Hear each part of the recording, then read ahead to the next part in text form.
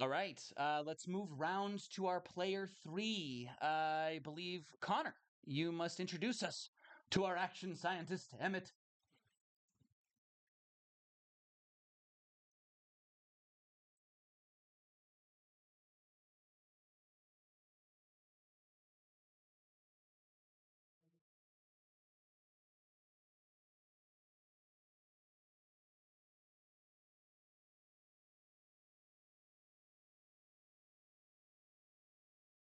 Oh, you're going to have a hard time in a setting with this much magic, methinks. But science will find a way. Perfect. Emmett, thank you. We pass it along to Mark. Mark, tell us what we need to know about Alvin.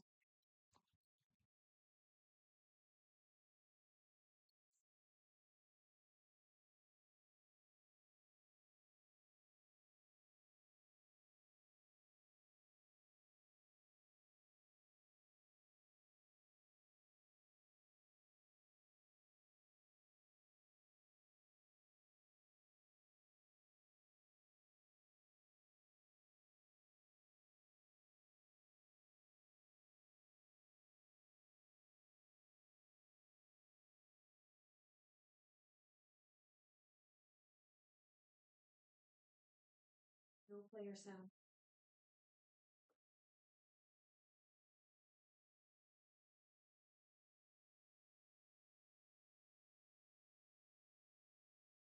He is a spooky. A spooky indeed. Perfect. And our last hunter, maybe the only hunter introduced with proper sound on stream, if all is going well. Binky, tell us what we need to know about Dr. Kelly. All right, so Dr. Kelly is the Hex Playbook. She is a doctor addicted to using magic and obsessed with treating people with unconventional methods that are usually quite painful. She likes extreme injuries, and she's the go-to person whenever people bring their Wild West accidents and hazards and mysterious ailments, because it means she gets to experiment. Her favorite pastime is playing the banjo, which she is impossibly terrible at. And she has a one-sided rivalry with the famous band Banjo Babes because they won't let her join. And every night she practices the banjo and receives multiple noise complaints.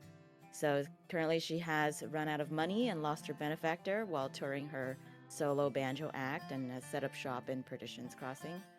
And looking forward to seeing what she gets up to this time. Absolutely. Now, one of the most important things about a Monster of the Week game is connecting our hunters together, but it's going to be hard to do without getting a sense of my character. Today, I'll be playing as the town of Perdition's Crossing.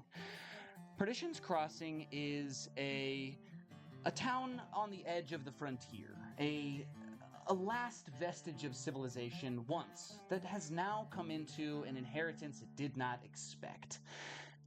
Cutting through the Sierra Nevada mountains from the west is an enormous rail line. The year is 1868, and it's soon to be finished, this transcontinental railroad. With it has come an immense influx of peoples from the world over here to try to take advantage of the ripe fruit of the frontier. Perdition's Crossing once was a small little outpost town where people might fuel up before the harsh ride through the mountains to California proper. But now it sits on the edge of a railroad and bifurcated through by an iron rail. We can see four main landmarks on its main stretch. A two-story bank building looks like it's the tallest building in town, and it seems to have bars on all the windows in a way that might make you think it's normal for a place that could get robbed by any outlaw. But the bars seem to be holding something in, not keeping anything out. We see across the way from there, we see a small sheriff's office. A wooden building, 1 story tall, packed tight. And inside, we can see the sheriff's desk, missives and telegraphs and wanted posters all up behind his desk. An old Revolutionary War rifle hanging on the wall.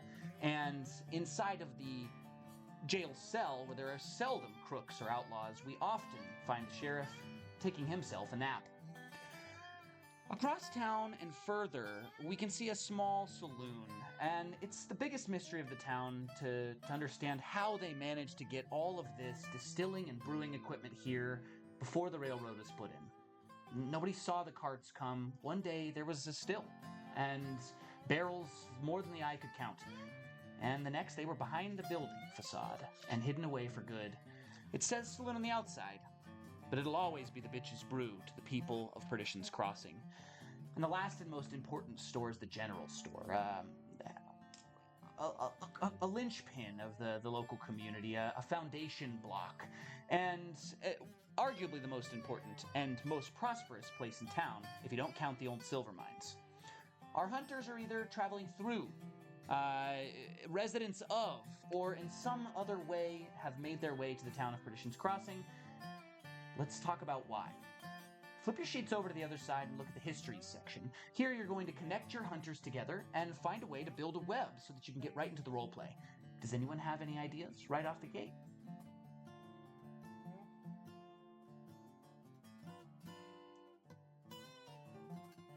Ooh, okay. Who speaks first?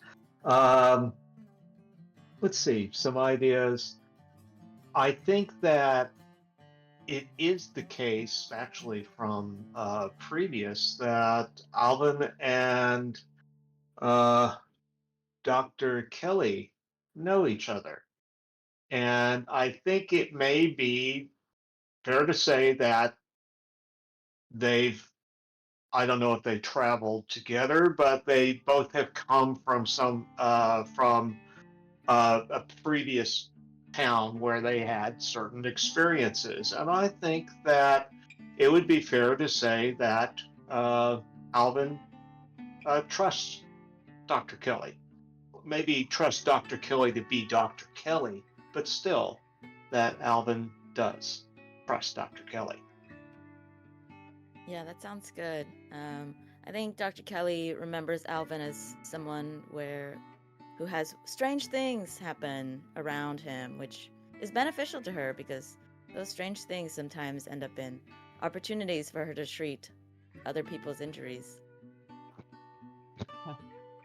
So true. So true. All right, a trust that is hard to find on the frontier. We see our spooky and our hex connected together. Sounds like the ball's in your court, Pinky. Who else is Dr. Kelly connected to? I believe Dr. Kelly knows Nash with his bug in his head situation. If he has brought that up to her, I think she is interested in cutting it out of him, but I think she hasn't told him how she's going to do that.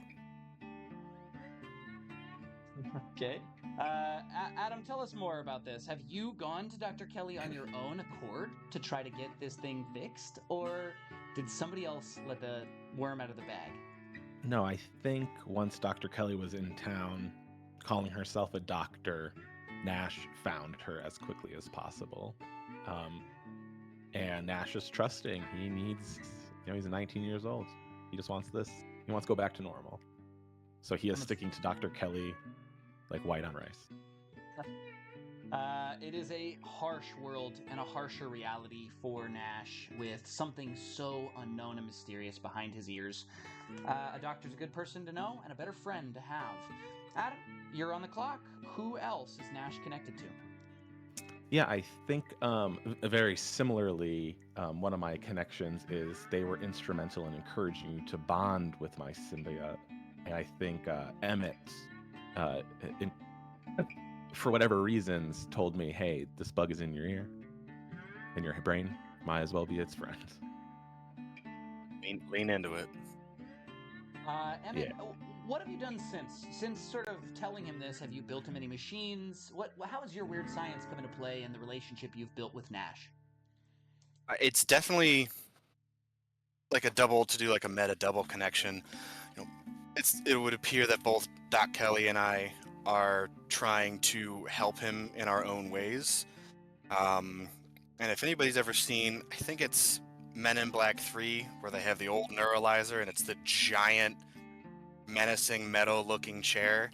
I've built something along those lines to study whatever it is, and telling him to trust the bug is less good advice and more so like, oh, this will produce some very good results.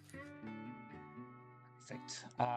We assume that it's hidden away for now, but that the townsfolk speak in whispers of the strange device that could be used on anyone's brain at any given moment. Awesome. Connor, you're on the clock here. You've got a hard task. How can you connect your hunter back to Alvin? Super simple. The one right in the middle of mine is just buddies, just pals. I know that Alvin mentioned that they were good at cards. Cards and gambling is nothing more than numbers. So it's, I guess, the lowest that Emmett would debase himself with the lesser pursuits of, well, cards are just numbers, so I can do that. I can do that. How do you feel, Mark? Does that work for you, buddies? To what extent? Can you yes and for us?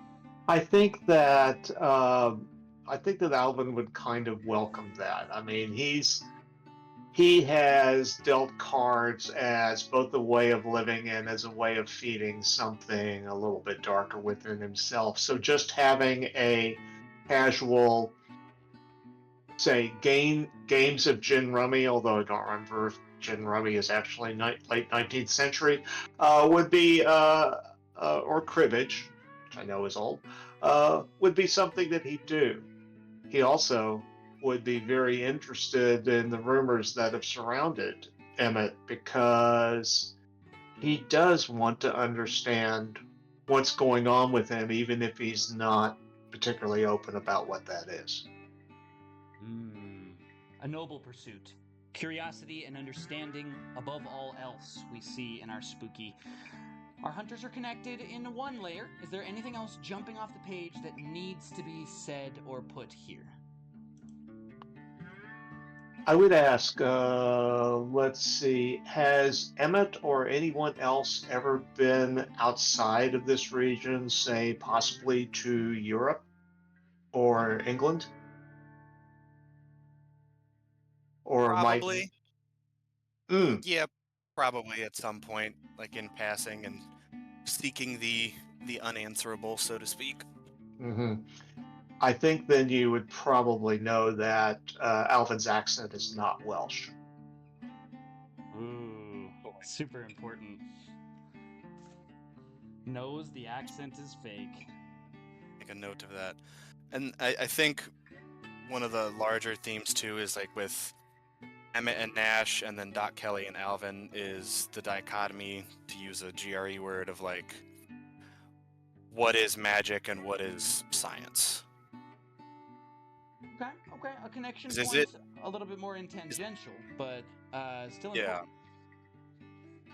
Is the bug like an alien, or is it like a magical bug, or is that to be determined? That's unknown, baby. It's up to Emmett and Dr. Kelly to figure out. I think Dr. Kelly thinks everything is a similar magic. I think she thinks that Emmett does magic too. I think what he does and the gadgets that he produces, she thinks that he does a similar thing to what she does. So just sort of like kind of a self-centered perspective of like everyone has their own thing that they can do. This must be what they have. We've all got special parts of us that are important and necessary. Sometimes they work at odds or in opposition. All right, our hunters are connected, our players are settled. It's time to get this adventure started. Let's start with the cold open.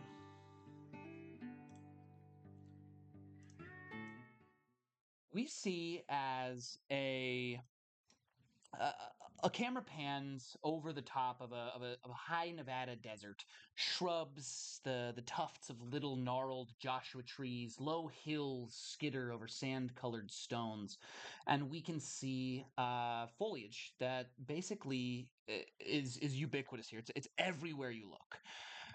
We can see that the hills are coated in sagebrush. Some of it's so dry that it moves in the wind, ready to break and tumble. gathering at the sides of buildings on the town, just to the edge of vision. As we pan over, we can see Perdition's Crossing, a dusty mining town split by the railroad tracks. The mine has a small road that leads from here to there. On the north side, we can see those big buildings, the main stretch, and the iron rails that run through it. But we can also see a secondary line getting ready to be put from the main thoroughfare towards the mine. It looks like they've even got a cart there. A freight train has backed up and placed a cart.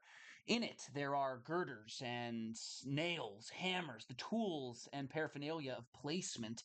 And all around it, we can see the scattered tents of a mining camp. People from Perdition's Crossing and from distant cities and towns that wish to share in the wealth that comes with such work.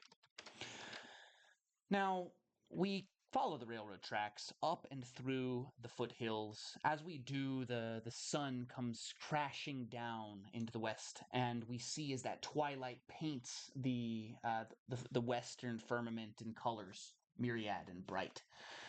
And then we see another one of those camps of tents. We can see it on a hill, and cresting over it, we see a woman. She's maybe Slavic descent. She has a couple of decades in the sun weathered into her wrinkles. She has salt and pepper, but a little bit more gray than black. And as she crests the hill with her horse, you can see that there's a deer slung over the back of her mount. And she rides up and sees a still, quiet camp.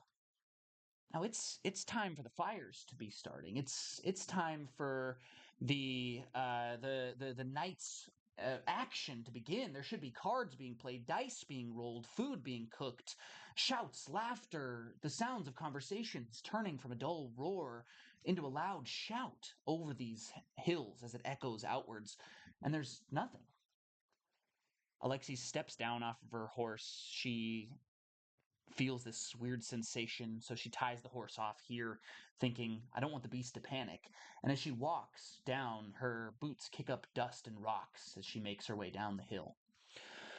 We can see as she comes in, things are spotless, absolutely clean. Everything is in its place. Everything is delicately placed on tents and on cables, and it's all just spotless, perfectly shiny. The blades have no rust, the wood has no wear. Everything is not as it should be. Her eyes widen, and she looks around, shouts out, no answer, and as she goes into the first tent, all she sees are boots, as if the person who should be staying in here, Long Pete, he just took off without wearing them? They're his only pair. As she starts to back out of the tent, horrified, we see her scrambling back. She looks all around. She looks up at the crest of the hill where her horse should be, and she sees a man standing there. He starts to walk down towards her. She gets this chilling sensation, like she's just unsure what is supposed to be happening here, but it's not this. It's not now. It's not him.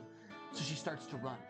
And as she does, she crashes headfirst into one tent and into a pile of bones and skin. As she goes to pick it up, she sees Long Pete's face. He's made out of rubber. He's made out of nothing. It's as if he's been sucked dry. And as she holds it in her hand, she screams. And as she turns around, we see the dark shadow break the sun and cast its long, long darkness across her face. We see her turn to run. Our day begins the next morning. The train that goes by every single morning at 9 a.m. sharp wheels by through the center of Perdition's Crossing, and we see one of our characters sitting in one of the chairs outside of the general store. Who is it? Nash is out there scribbling in his journal that he carries with him. your journal. What does it look like? What is it? What are the pages? Are they scribbled with drawings, words? Half of it is in a 19-year-old boy's handwriting, chicken scratch, and the other half is in pictograms and very in-depth, maybe alien, maybe magical writing from the bug that I call it, that leaves me notes every night, and I wake up to them. We see both. The journal, one half of a page taken up by almost mad drawings. It looks as if someone with a little bit of schizophrenia has doodled across one half of your page. Someone who doesn't really know what they speak or see, and you certainly don't understand it. But sometimes when you're looking at your page, the two images almost blur together, and like one of those focus portraits, we can see something between them, a greater meaning that eludes you still. Nash, will you please describe your character? Yeah, hi guys, my name's Nash. I am a skinny 19-year-old. I'm like 5'8". I wear big bug glasses, like Coke bottle glasses, and I am dressed in nice clothes, but from 5 years ago. Like, they are tattered, they're hand-me-downs. If thrift stores exist in this town, that's where I get them from. Suspenders. Another character mentioned Dr. Brown. Imagine Marty McFly, but even more nerdy and even more thrifty. We can see you sort of tapping your heels, and as you doodle and draw and write your morning's thoughts out on the page, we see a Pony Express rider run up. Not necessarily of that company, but a rider with satchel full of things. We see Jane, black hair, cowboy hat, tough expression, hop down off of her horse and sort of give you a nod as you walk by. Hey, kid. Oh, hello, Miss Jane. It's good to see you again. Yeah, it's good to be seen. I've got some missives here for the old lady. Is she around? And inside the general store, you know that the Ethel's here, but she has been busy taking on orders for the railroad today. Oh yeah, Miss Ethel's here. She wanted me to take this, so that's why I'm here. I'm here to and then Nash stops and like shakes his head mid conversation and like picks at his ear. She wanted me to deliver the missives. I can take them. I promise I'll get them to Miss Ethel. We can see, I think this is a lie in some ways, shapes, or forms, but it doesn't have to be. Let's see how it goes down with a quick charm person. This is going to be plus charm to manipulate. Cool, I'm a -1. That's I rolled a -1. I rolled, yeah, that's a -1. I rolled a 9 -1 for an 8. An 8 is a mixed success. Our very first roll of the day. Let's figure out what we're doing. So, Adam just rolled 2d6s and he added one of his 5 modifier stats. This one was... goodness me. I'm so sorry. Which one did we just use here? Charm. Manipulate someone. So on a mixed success for manipulate, we've got they'll do it, but only if you do something for them right now to show them you mean it. Nash, what do you do to convince them that you're the right person to hand this bag to? I show her other notes that I've collected that aren't delivered, but I clearly have gathered them from other people. See, like I got these from the other delivery person, and I'm just gathering them all up so I can deliver them and get them to the right place. He nods. That's wise in her eyes to get them all together first and then pass them out. Very keen to the system she herself helps contribute to. She hands you the bag, and as she looks across, she gives you the evil eye. Make sure that gets to where it needs to go, boy. I would never not do what I said I would do, ma'am. All right. And she hops back on her horse and seems to ride even further down the town towards the assay's office. You can see where the surveyors might go, where the maps are made, where the landowners sell and buy the deeds of the land around this place. She rides, and as she hitches her horse to the outside, she steps into the cool place with a smile as she takes off her hat. Much happier to see whoever's in there than to see our host. Clayton, what do you do next? Are you going to take those in right away? No, I think what Clayton Nash does is looks through them to see any letters that are of note. I think he's gathering information unasked for Emmett and Dr. Kelly, in exchange for them helping figure out his bug. Are there any names that stand out to Nash? Well, in addition to the sort of the general missives here that go for the general store in terms of orders, supply, and the odd makings of keeping a frontier town done, you can see that there's a little missive from the Blackmire Railroad Company, and the telegraph says, Silas Blackmire to Perdition's Crossing tomorrow. Prepare all mines for inspection. And it's kind of a weird thought. You're not exactly sure what's going on here. You've heard that somebody's coming to visit tomorrow to check on the progress of the rail line, but who's Silas Blackmire? Ethel would certainly know. And inside of the general store, you watch as two burly men step out from there and sort of like jostling each other as they go get out into the street. She looks like she just freed up. Yeah, Nash will go in. Miss Ethel, I have some letters for you. Some missives. Who's Silas? Sorry, I didn't mean to read. Yeah, it's fine. As we step into this space, it is not empty. There are other folks out and about shopping, gathering rope, twine, barrel, woods, the odd fixings for food and preservation. But we do see also one other hunter shopping in the general store. Who else is here? Who else is here is a girl named Wendy that Nash has had a crush on forever. And she may be a few years older. She definitely, I don't think, knows who Nash is. I love that. I do also mean another player as well. Oh, got it. I'll stop talking. No, I'm in. I'm in. Trust me, your Nash's crush is now canon in the universe. Thank you. Which one of our other hunters is shopping this day when Nash comes in with the missives? I think Dr. Kelly is inside the general store.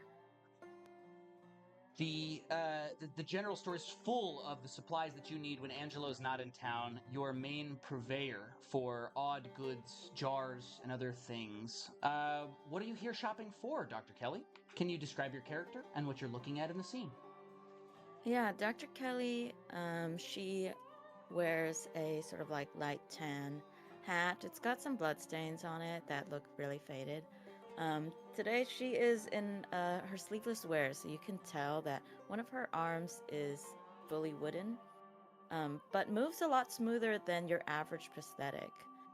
She wears a big skirt, and she's carrying a like a checkout basket with a lot of strange items. Some twine, some nails, some random herbs, and some gauze. And I think she's talking to Wendy. I think she's looking at her hand and assessing like a wart or a boil or something. And she says, "Well, don't you worry about this. I'll just cut it off and fix it right up and hand it back to you. It's easy peasy. You just stop by later.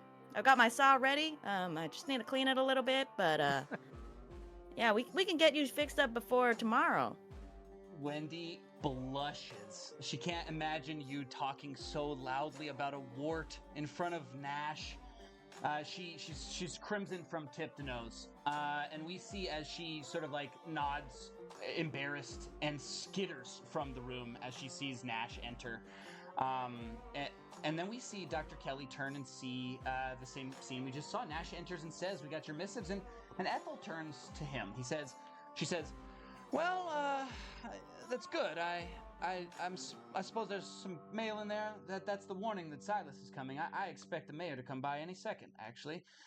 Those men, I just sent them to let him know I need to speak with him.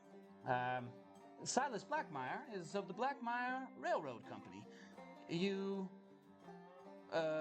not familiar, Nash?" Well, I'm familiar. I just didn't want to make assumptions. I was told when you make assumptions, it makes an ass out of you and me. So I didn't want to assume. That's what you taught me. Well, that's good thinking. Blackmire is the one who's taken over once the railroad barons that were pushing the rail west went bankrupt. We're not really sure where his money came from, but, well, we're just glad to have it all finished. And this missive here is about him coming to check on that rail line that's going straight to the silver mines. I don't know why they're building all that since it went dry, but it'll be helpful if they find something, I guess. Yeah, it can make our town rich again, and we can get more doctors here full time. Speaking of doctors, let me help Dr. Kelly real quick. Barbara, what do you have all that weird stuff in your cart for? Well, I was gonna stop by to, the old lady down the street. She has something about her foot, and I was gonna use these nails to fix up those, bones that was sticking out the wrong way after the horse accident. Yeah. I think I'm gonna need some ginger root too now. Wendy was looking awful red when she walked out. That might be some trouble with her skin or something. Ginger root may not be the solve for that one, Dr. Kelly. I'm thinking that what she needs is a little time away from the embarrassment of the human body. But, Nash, now, this is Dr. Kelly. You've been acquainted. Why would we need more doctors in town? Can't you see she's got it all under control? And we see her basket full of nails and odd things that just do not go in a human body at all. Dr. Kelly's great. She has helped me so much, but she's only passing through. Dr. Kelly, how long are you staying in town? Oh, just until I get my money up and I'll be off on my solo banjo tour. You hear me every night practicing. I'm getting better, I think. Yeah. You and Ethel share a glance. And then, as if summoned, we see the door push open, and we see a man walk in. He's rotund, and he's got a bit of a I don't know, like a snake oil salesman vibe to him. He steps into the store and sort of just like gives Ethel and the three of you total a big cheesy grin. He says, "Ethel, my favorite doctor and the boy. What is your name again, Clinton? Ah, it's so good to have fresh blood in town. Ethel, you have all of those supplies prepared for Mr. Blackmire today." And we see Mayor Cornelius Whitman. Mayor Whitman steps into the store. Ethel starts to grab supplies, and for a moment, the two of you have the mayor's attention.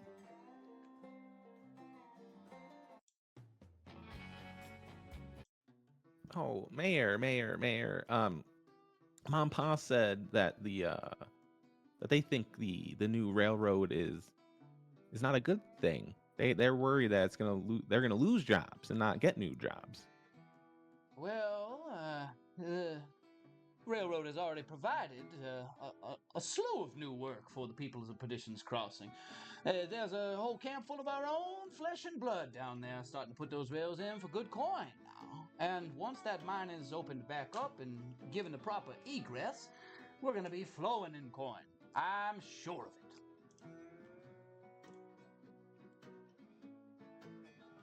Go and tell your ma and pa that they better be voting Whitman if they want to see progress in the town of Perdition's Crossing next year now. I'll let them know. I can't vote. Well, can I vote? I don't know. What's the voting age here? I can vote, I think. Boy, can you pee standing up? Then you've got to vote. Nash thinks about how he likes to sit so he can relax while peeing.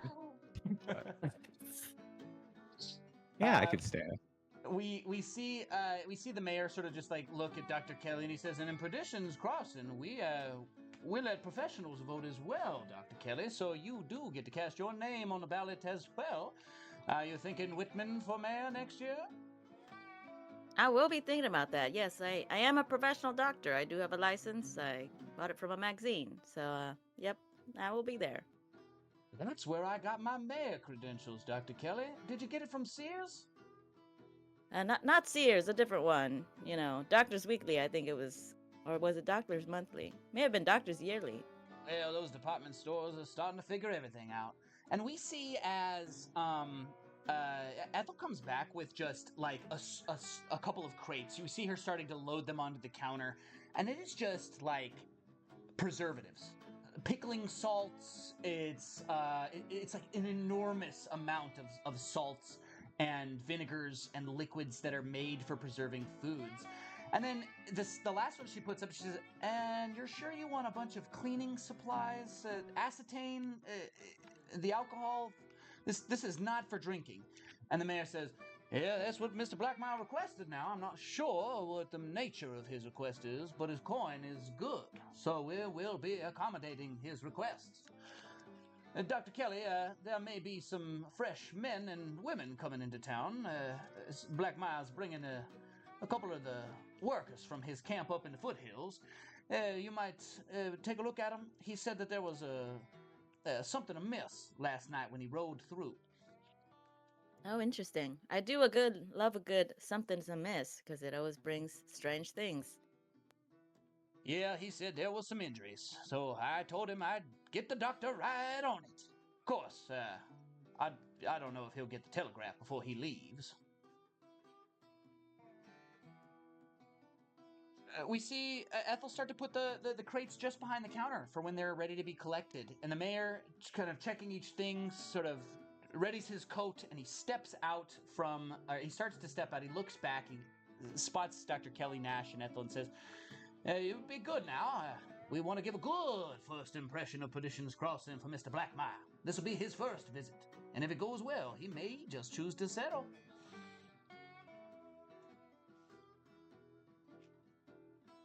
And he's out the door. I'm going to introduce you to our very first instance of this today. We have on our clue board our first clue. So, our wanted board, clue board, will look like this. The very first thing we found is an NPC. In order to get these pictures on the board, you have to physically interact with them as your character, go to the locations, or see the artifacts or items. Our very first clue on the board is Cornelius Whitman. There are 3 other NPCs to find. If you find them all, you get a free point of experience.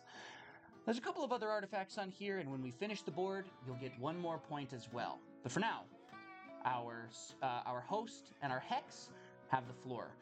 Any last moments in this scene before we move to the other 2 hunters?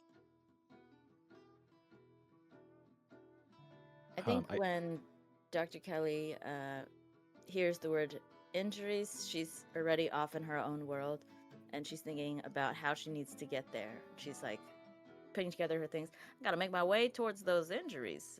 Put some of these nails to good use. Yeah. I think we should go. And as like Dr. Kelly's zoning out, Nash is like shaking his head to get like again water out of his ear, but whispers of an unknown language say that Mayor Whitman's an asshole. And my host is like giving me pictures of me hurting him for whatever reason. Oh, goodness. I will say this. You've set up a perfect role to get your scene ended here if you want to try to investigate a mystery here. Yeah. That is a total of 9. 9 gets you 1 question, and as I understand it, you have a few unique ones to you. Can you read those out for us? Yeah, so special for the host, when I investigate a mystery, I can ask additional questions. What about the creature isn't immediately obvious? What forms can they take? And what do they need? And I think, and this may not be even the right question to ask, but I'm going to ask, what do they need, since I'm in a general store and things were being collected recently. Wonderful. You got a good look at those crates, and you can tell that whatever they're doing, like this isn't what would normally go into a supply run for a camp full of miners and laborers, right? There's no food, there's no equipment or medical supplies. It's just these 3 crates of preservatives and chemicals, and it's an odd mixture. You get the sense that whatever they're providing this for likely needs salt. It seems to maybe it needs it for some sort of purpose, either food or for something else more unseelie. But that's a lot back there. Whatever they're bringing it to, probably pretty big. Whether it's a big group or a big baddie. Mm-hmm. That's your one question. What do you say to Dr. Kelly to end our scene? Either there's a lot of campers who have way too high of cholesterol, or we have something going on, Doctor. Well, I like the sounds of something going on. Quick, grab all these jars of leeches and we'll head down over there. They won't crawl on my head, right?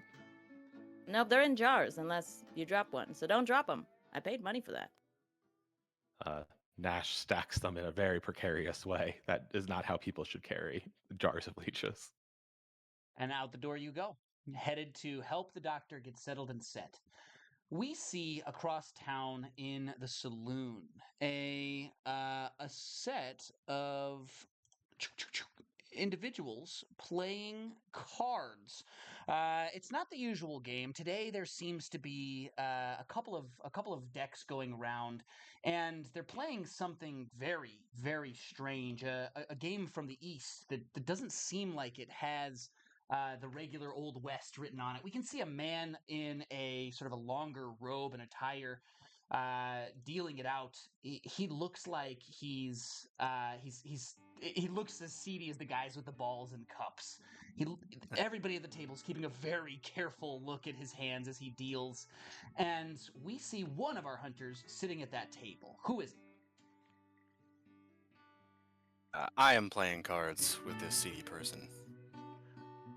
We see Emmett. Emmett, you're a card man. You've played with Alvin a few times. You've learned some new games, as a smart folk does. What do we see, and what do you do at the table here? There is...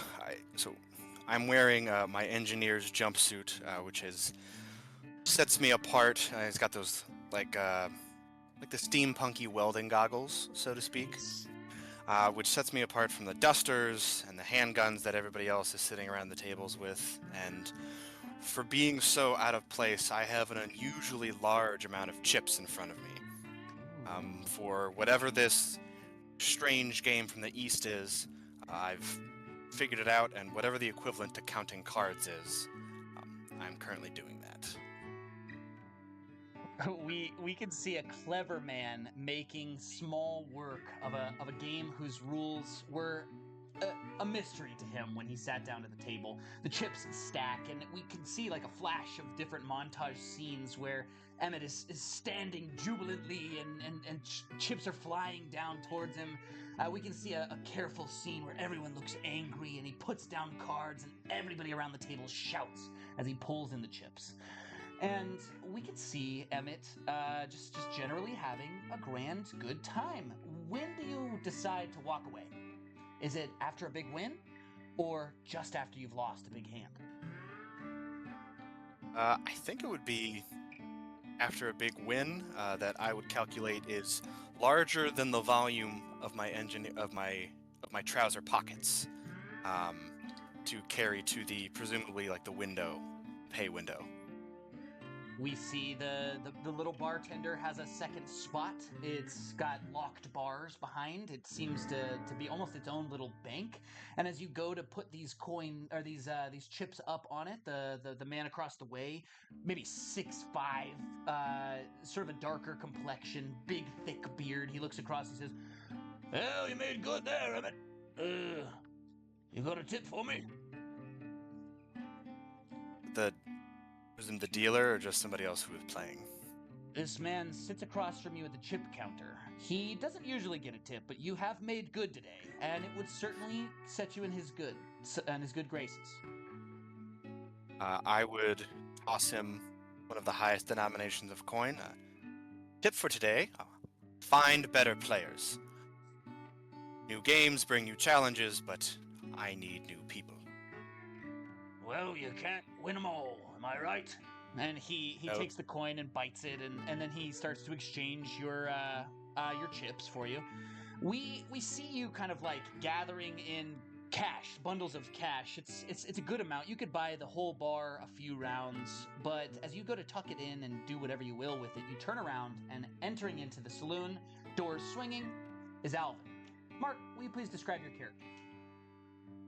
Alvin is, I'd say slightly under average height. While not dark. He's very tanned by the sun, black hair, black eyes, rather sweeping mustache, hair cut just above the collar. His clothes obviously were of good quality at one time. They're a little bit worn, but they're very carefully clean. And he's carrying under one arm a ledger book that he walks up to the bar and lays on it and pushes across, waiting for the where the bartender currently at the chip counter can come over and collect it. We see as Alvin steps up to the bar, side by side with him, we can see a group of miners to your left, both kind of pretty deep in their cups this day for such an early part. On your right, you can see a woman. She's got a bit of a sort of a weathered tan to her. She looks like she's not afraid of hard labor, and she's got her hand clutched around a big glass. And she's got her head down on the bar. But as you step up, she looks up at you, and we see as players Alexis Vandriff, the one from the opening scene. She looks across at you, Alvin. She says, "Well, big man, you here to make fun of me too?" I beg your pardon? "I've been mocked mercilessly from one side of the bar to the other." Well, that is none of my concern that I can see.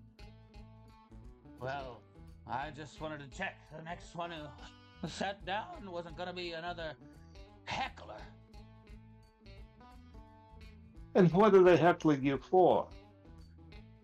"Well, I've been telling them what happened to me last night, and they think I'm a liar and a cheat." Oh, were you playing cards with that one? He jerks a thumb back over his shoulder. And you've probably been cheated. So I'm also oblivious to danger, so I'm just counting my money at the counter, very out in the open. Hey, we can see the two miners between you and Alvin, like, looking at you, like, one of them's already pulling his dagger out of his belt, and the bartender comes over and puts a big, meaty hand on the bar in front of him. Emmett, what are you doing? You're just counting it out? Do you nod at Alvin? You acknowledge? I would acknowledge Alvin. We've played cards together many times, and I would be presumably listening to the story as I still shoo the bartender's mid away, and I continue to count my money. Just like you don't walk around a bad neighborhood flashing cash, but it's not in a pocket, it's not buried yet. I need to make sure I get an exact count to make sure I wasn't cheated. All right, Alvin, I think an investigate a mystery here to see what we can get from Alexis. She's pretty deep in her cups, so we're going to need a roll plus sharp. Okay. +1 to your sharp. That is going to be a total of 9. I have an important question here, Mark. Are you going to be investigating a mystery using telepathy or no? I think yes. Ooh, in that case, please read the move for us, will you? You can read people's thoughts and put words in their mind. This can allow you to investigate a mystery or read a bad situation without needing to actually talk. You can also manipulate someone without speaking. Still roll moves as normal, except people will not expect the weirdness of your mental communication. So I think he'll just look at her and kind of open up a little bit to see. Your total was? 9. One question for you, sir. Unless Emmett has a fancy way of trying to help out here. I have no fancy. I would actually be listening to the story to laugh at what foolishness that she would, because he's also a skeptic. Sure. So I would also probably not be helping out. In that case, Mark, you have one question for Alvin. What would Alvin like to know? What happened here? We can see Alexis is certainly traumatized. She's been running all night. She looks tired. She looks exhausted. This isn't just a drink slump. This is true body at its limits. And she looks up at you and she says, well, that old mining camp up in the hills, something took them, all of them. Out on a hunt I was, and I'd gathered the meat, and I left my horse behind. I hope it didn't take him. Please tell me it didn't take my horse. And that's all you can get from her until she lapses into tears. Alvin just looks at her. If his face was mocking before, now it is troubled, concealed, but he looks like he's taking this seriously. We see a skeptic's or a discerning eye on one side of the bar and a skeptic's eye on the other. Emmett, as this story starts to go low, we actually do see a big person put a big hand on your back and say, hey, you look like you got too much coin for one man to carry. And the outlaw that steps up to you has his bandana around his neck. We can see as all around the room things get quiet and hushed. Emmett, what do you want to do here? What is the bar's weapons policy? The bar does not encourage weapons inside. They request that you fire them outside. But if you're going to get into a bar brawl, don't use the chairs. Is this person standing, or are they sitting down beside me? Currently standing. He could sit down in the seat by you, but he has jammed the hand of the seat into the bar so nobody can take it. I would still pause in the middle of counting my money and say, it might be a foreign thing for you, but first time an idea comes to your head should be to remove that hand.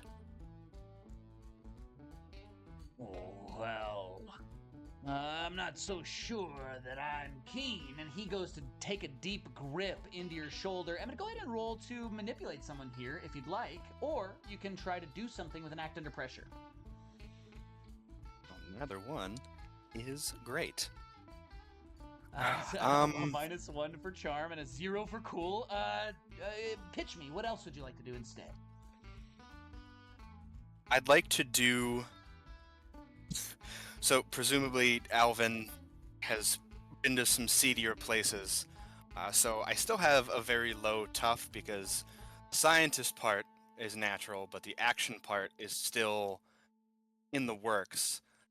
So I would try, I guess, sort of a read a bad situation or an act under pressure to kind of kick at his knee, so to speak, like a Sherlock Holmes-esque slow motion breakdown fight. Ooh, okay. I think the one way that I could see this going where you don't roll a dice with a negative is if you try to test a hypothesis here. How do you feel? Yeah, no, I could do that. I'd say a hypothesis would be if I kick... No, I'd be putting myself in danger, so I would kick at his knee to try and take out his legs and have him hit his head on the bar, sort of a physics hypothesis. Perfect. For our viewers at home, Emmett has a move, Test Hypothesis. When you test a potential explanation based on data gathered, so the placement of his knee, the position he has would be relevant to the chair. This would be, I think, field work. When you put yourself in danger to test a hypothesis, get +1 forward. When you confirm it as true or false, mark experience. All right, in this case, we're going to go with a cool. Act under pressure. You have a +1 forward to the roll. All right. That's a 5. So, not great. So that's a... Check that box off. Yeah, definitely mark experience. And for our viewers at home and for our players at the table, let's talk about luck. Here, you're going to mark an experience because you failed. You rolled 6 or below with the dice and your modifiers added together. But Every one shot, all players at the table get 1 point of luck. This luck can be used to turn a roll to a 12 or to avoid harm from a dangerous blow. I can't say how helpful that could be in an adventure in the West, so be careful how you use your luck today. Would you like to use yours here, Connor? No. Would you consider this...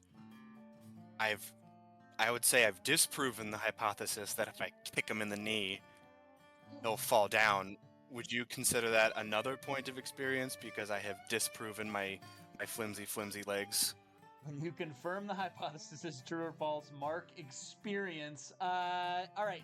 Describe how you fail in this action, and I will give you the experience at the end. I'm clearly overestimating what little roughhousing abilities that Alvin has tried to teach me, and I try to do like a backwards donkey kick into his kneecap to then slam his head down, but everything goes, or the experiment goes awry immediately, as his leg is probably the size, his calf is probably the size of my thigh. And it just meets a brick wall of cartilage built up over years and years of mining and ne'er-do-wellism. And nothing happens. It's not good, because you hurt yourself doing it. As you go to kick out with one leg, you trip out of the chair, jaw to the counter, and as you go to slide down, you take 1 harm. As Yeah, you that's do, fair. the man he picks you up, he slides you back up the bar, and he pulls you up off your feet, holding you in the air by your coat. Alvin, things are looking bad for your friend Emmett right now, but you're kind of torn. You have clues and something to figure out here, and then Emmett's making his own problems over there. What does our spooky do? I believe that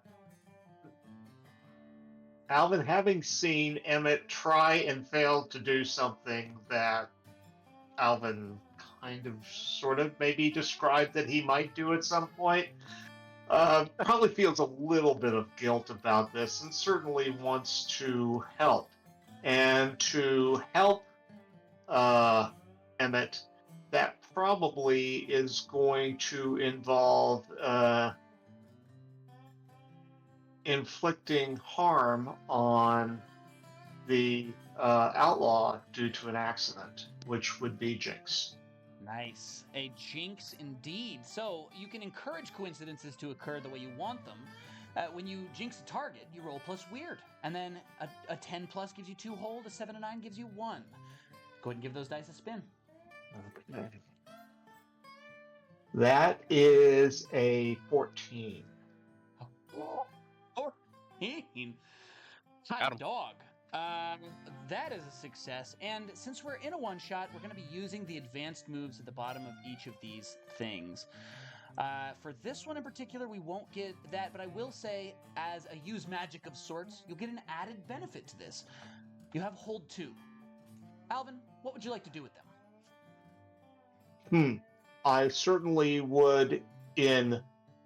For one of them, I would like to.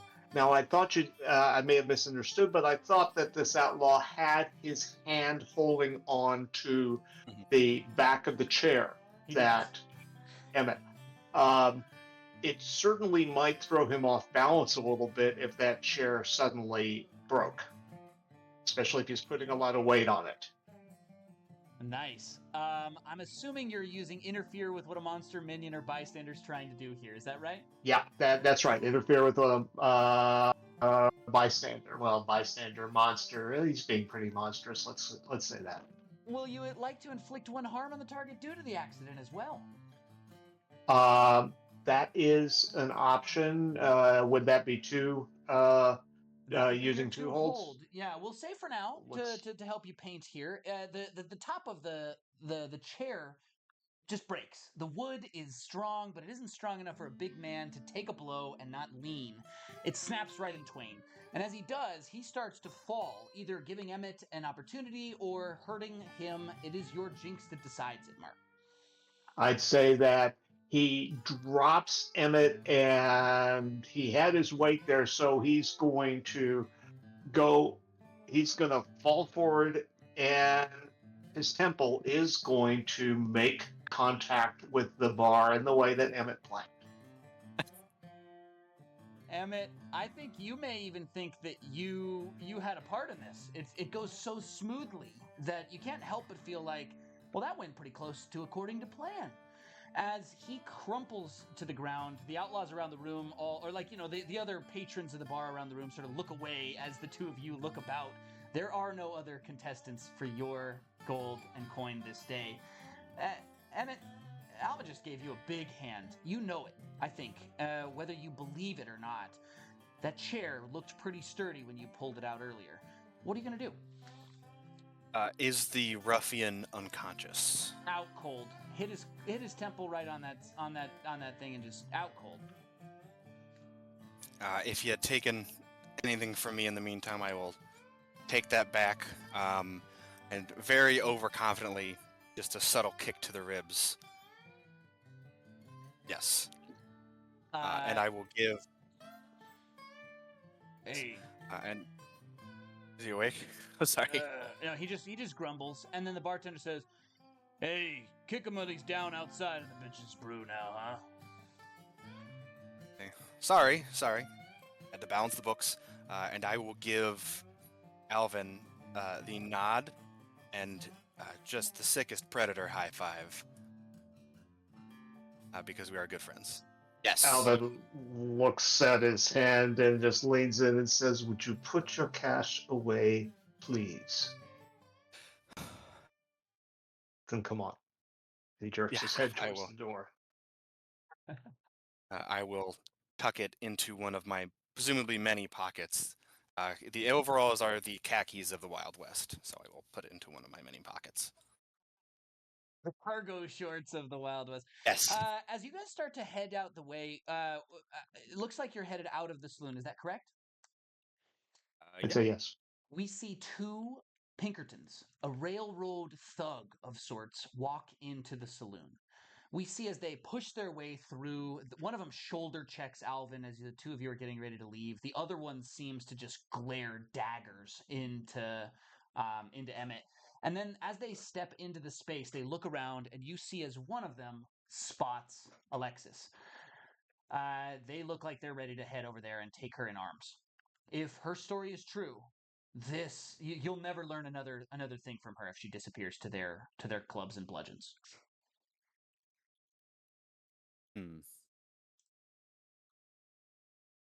So I would have put my money into my pocket, and I think I would have noticed or sensed Alvin's concern for the woman, and I would, I guess, again, oblivious to danger, and I have a -1 to charm, so oblivious to danger and social norms. Pinkertons are pseudo-cops, cops with a lowercase c. I would tap one of them on the shoulder. Gentlemen, is there a problem here with this young lady? She was just leaving with my friend and I. As you put your hand on this person's shoulder, he is slick and wet. Like his clothing is soaked to the bone, and it is a dry desert day outside. There's not a sign of cloud in sight. He turns to you, and as he does, the bit of shoulder beneath that thing seems to almost move in a way that just doesn't feel right. And as you recoil, your hand is covered in some sort of thick, viscous sweat? It's hard to say, but he looks you right in the eye and says, "This is none of your business. We're taking her in. She's a deserter from the mining towns up in the foothills. Criminal." I would like to... Alan says, "Deserter? She's a free woman. What are you doing?" And then it sounds like you're going to roll to read a bad situation in the background as Alvin speaks. Is that correct? Yeah, that's what I was leaning towards. All right, roll those dice first. Hold on to them. Let me know when I ask. Alvin, the other Pinkerton turns around. He holds his club in his hand. It's still in his belt loop for now, but he could pull it at any moment. And as he looks at you, he says, "This isn't time. Sure, she's free, but her paycheck is wrapped up in the camp store. You understand? She owes Mr. Blackmire some money. So, to Mr. Blackmire she goes.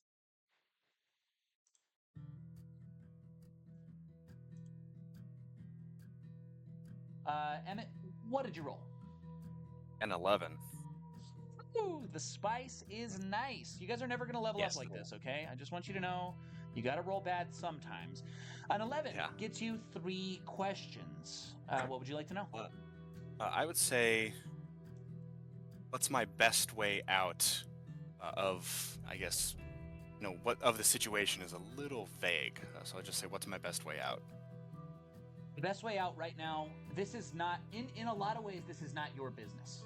You could walk out the door right now and they would probably leave you be. You'd be in no danger at all. But you won't be able to just walk out with that victim sitting at the bar slumped. She doesn't even look like she's getting ready to fight yet. And as the Pinkertons turn, you can just leave. That's the fastest way out of here. What's the best way to protect the victims? Because I have 2 ideas. All right. I'll tell you mine, and you tell me yours, and we may be able to come to a compromise here. As you look around the room, these men do not like the vibe of these Pinkertons. You get a very solid sense that if you were to start a brawl, you could get her out pretty easy. What are your thoughts? I was either going to inquire about how much her debt was, because I am flush with cash, or I was going to try to draw my very foreign-looking lightning gun, which would presumably be a little distressing to all involved. A payment could certainly be levied here. You would lose a good chunk of your coin, but it's almost certainly enough for whatever she's got wrapped up in the store, if they'll accept that. You have one more question. What's the biggest threat between the 2 of those? Whatever you just touched didn't even feel like it was fully human. That's the biggest threat. Those men that just walked into here are wearing the skin of a human. They are not flesh, bones, muscles, and bits. Whatever it is, that is an incredible danger. And as your sense expands beyond and out, for now, that is the only danger around. Gentlemen, if it's a matter of money, and I will pull the cartoonishly large wad of bills out of my pocket. Is it Sack labeled dollar? Yes. Is it as a backup plan? I guess. Is it all bills or presumably some coins as well? Yeah. You've got like a satchel of gold coins. You've got a couple of stacks of bills. All right. So I would say if it's a question of money, that's a question that can be answered.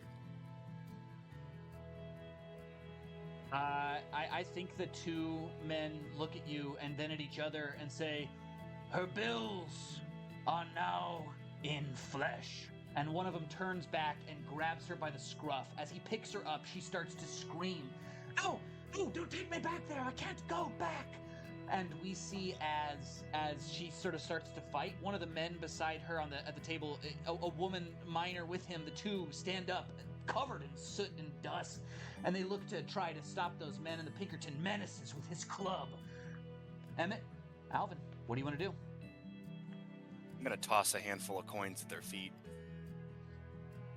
One of them goes to kick it back towards you, and then he grabs the elbow of the woman. They seem to have absolutely no interest in your gold. The rest of the room scrambles. Yeah, that was my intention. As the men at the table, a couple of people. We see a woman drop a pile driver off.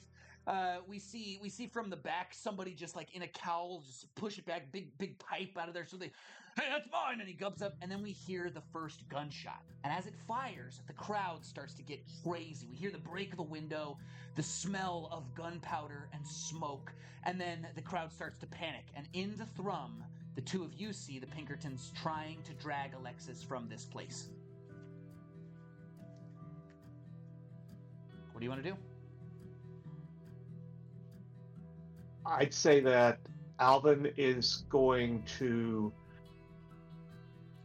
run up behind the Pinkerton that did not have the club, and two, double-fisted hands together is going to lay the big whammy on the back of that one's neck, which is big whammy. You can use your powers to kick some ass, rolling weird instead of tough. The attack has 2 harm, close, obvious, ignore armor. Whoa, big whammy. Let's roll plus weird. A +3 to weird for Mr. Brodsman, I see. Yes, that's a 12. 12. There it is. A 12 is a perfect success, and you'll get to do some added benefits. So you and whatever you're fighting inflict harm on each other, and you get to pick an enhanced effect. You can completely hold the advantage, giving everyone involved +1. You can suffer no harm at all. You can inflict double the normal harm, or drive the enemy away in a rout. You don't need to do double damage here. You're going to clobber him good. I'd say drive the enemy away. As you lay this one low, the other one turns and sees you, and something in your visage, the darkness that shrouds you, the violence he sees behind your eyes, he flees. We see him drop her elbow and out, and with the surging crowd heading into the streets we go, as we spot Dr. Kelly and Nash. You were just getting to the stairs of Dr. Kelly's new practice. Temporary for now, but enough to kind of administer some first aid to people. And as you sort of were dropping the first crates, you hear a gunshot. The two of you step back out into the main street and see, as from the saloon, a wave of people, almost a dozen folks, begins to sprint from the way. There was a gunshot. Did you hear that? Fire! And we can just see them starting to panic. Kelly, Dr. Kelly, Nash, what do we see the two of you do? I think Dr. Kelly's gonna try to put stuff down really quickly and take some of the jars off of Nash's hands so he doesn't drop them all.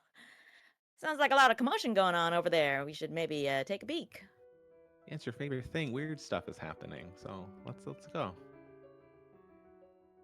I think, Nash, it's important to also say, on my sheet I have a shotgun, which I don't think I was carrying earlier, but maybe I grab it from Dr. Kelly's office. Sure. Set it there earlier today when you went in for your checkup. Mm-hmm. Yeah, and I think we rush out,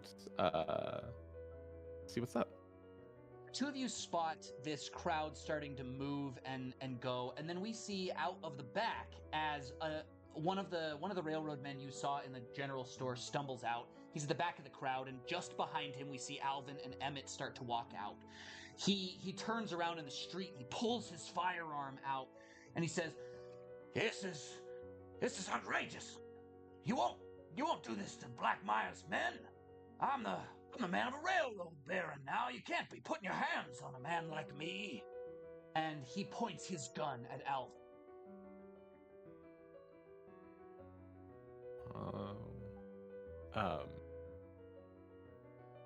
All here. Anybody's go.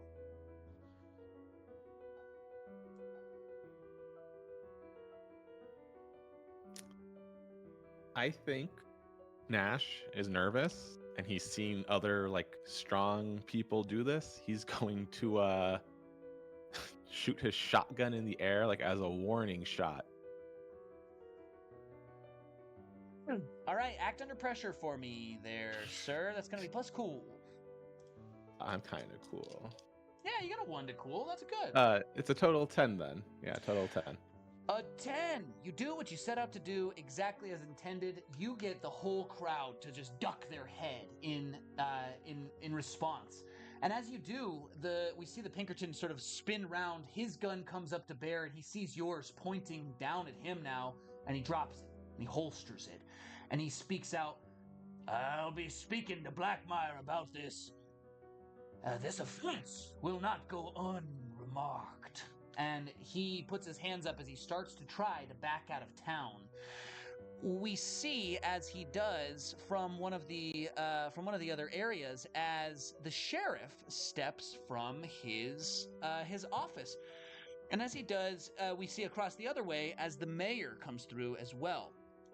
Both of these critical players, we see them here, and they will be added to our clue board as your noise has seen fit to draw them from their homes.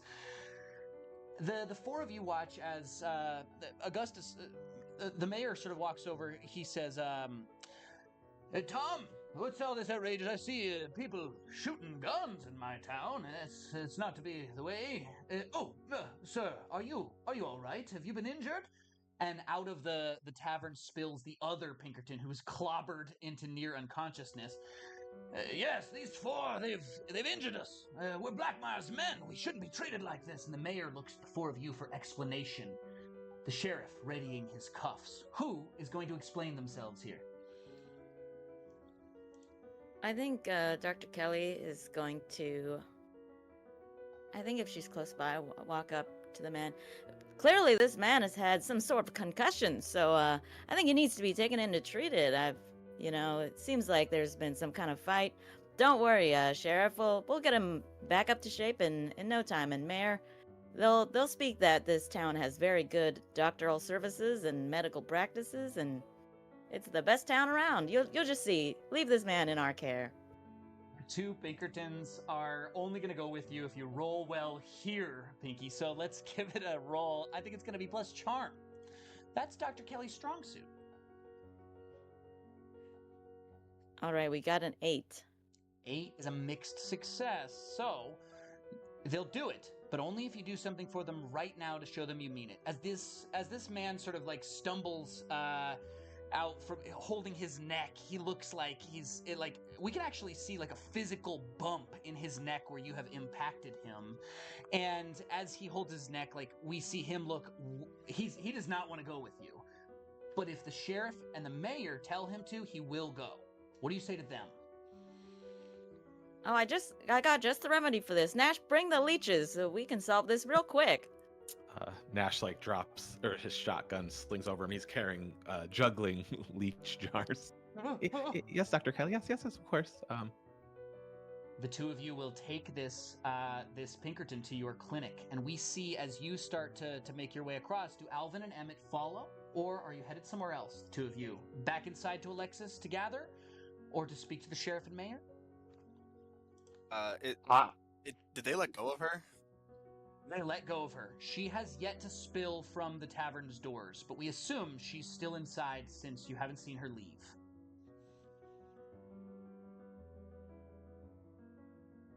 I'd say that Alvin then is going to say to Emmett, "Come on, let's grab her," and is going to go back into the tavern to try to try to find Alexis and to hustle her out of there. Yes. Easy enough now. The two of you gather her in your arms, and we'll say Dr. Kelly has a waiting room of sorts you can bring her to, unless you have another location you'd like to take her. I know she should probably use the doctor. Yeah. Perfect. All right. Well, let's take her to Kelly's anyway, and takes her along. Four of you sit in two separate rooms of the same space. Your voices heard, the things passed between us all at audible volume. We can see in one room as Dr. Kelly, this man is thrashing, but you've got restraints. How is he held down while you administer first aid here? I think. Did you say that this man is slimy and non-human-like? He is, yeah. Okay. He's really gross, and just the first time you touch him, you pull away with something sort of sticky to your hand, and it's hard to figure out exactly what that is at a glance, but you can do with it as you will.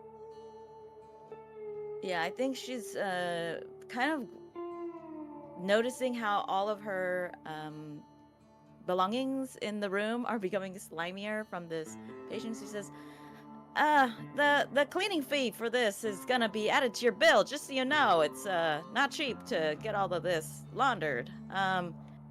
You're wriggling around too much. Hey, can I get a hand out there? I know that this guy is wiggling around too much. Emmett, hearing would be a problem presenting itself, would come in, and I'm gonna pull out my lightning gun / tranquilizer ray, stun ray, excuse me, and I'm going to dial it all the way down and shoot him with my stun ray. Oh, your stun ray for the first time. Emma, Yes. describe it for us. What do we see when you pull it out? So much like the picture, it's a short, almost like glass tube with a mixture of wood and metal as a stock, and there is a dial on the side, and I kind of crank it down, and the light within dims a little bit, and it lets out this faint pulse of energy right at his big old noggin. Wow.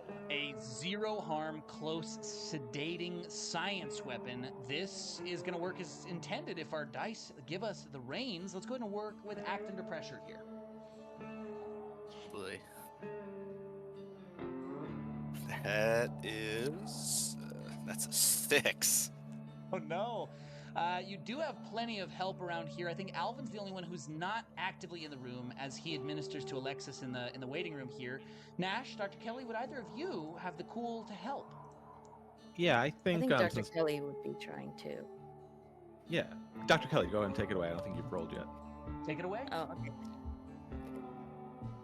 All right, Pinky, All right. good luck with a 0 here. Cool. Yes, No. we can do this. All right, we have an 8. 8 is good. We do see, as on a 7 to 9, you grant them +1, moving that 6 up to a 7 here, but you're going to expose yourself to trouble or danger. So, in light of that, on the 7 to 9 for the act under pressure, I'll say this. Emmett, you can knock out the guy and Dr. Kelly, or you can knock out the guy and something goes awry in Dr. Kelly's space. We'll give it to Pinky to decide what it is, but it will affect you all negatively in the scene. I would say that the help would be them kind of holding him down in all of his sliminess. So unfortunately, I would say she is knocked out as well. Dr. Yeah, I Kelly, for agree. just a moment, sprawls across the top of this Pinkerton, and we see for just a second as little Z's and snore bubbles come loose of our doctor's face, and then you're sure he's sedated. It's easy enough to pull something down from around the shelves. Nash, how do you wake up the doctor? I think there's like salt smelly things, but I grabbed too many of them because I've never done this. And The whole room fills with the smell of smelling salts, and everybody feels themselves as as the space just like kicks like you've pepper sprayed it. Dr. Kelly comes wake. Luckily, the main brunt of the blast hit this Pinkerton. He does not wake up. And the three of you have a moment with the body here. Who would like to investigate a mystery? I would like to investigate his slimy coat. All right, give it a roll there, Connor. +2 to sharp for thee. That is 10. A 10 is spicy.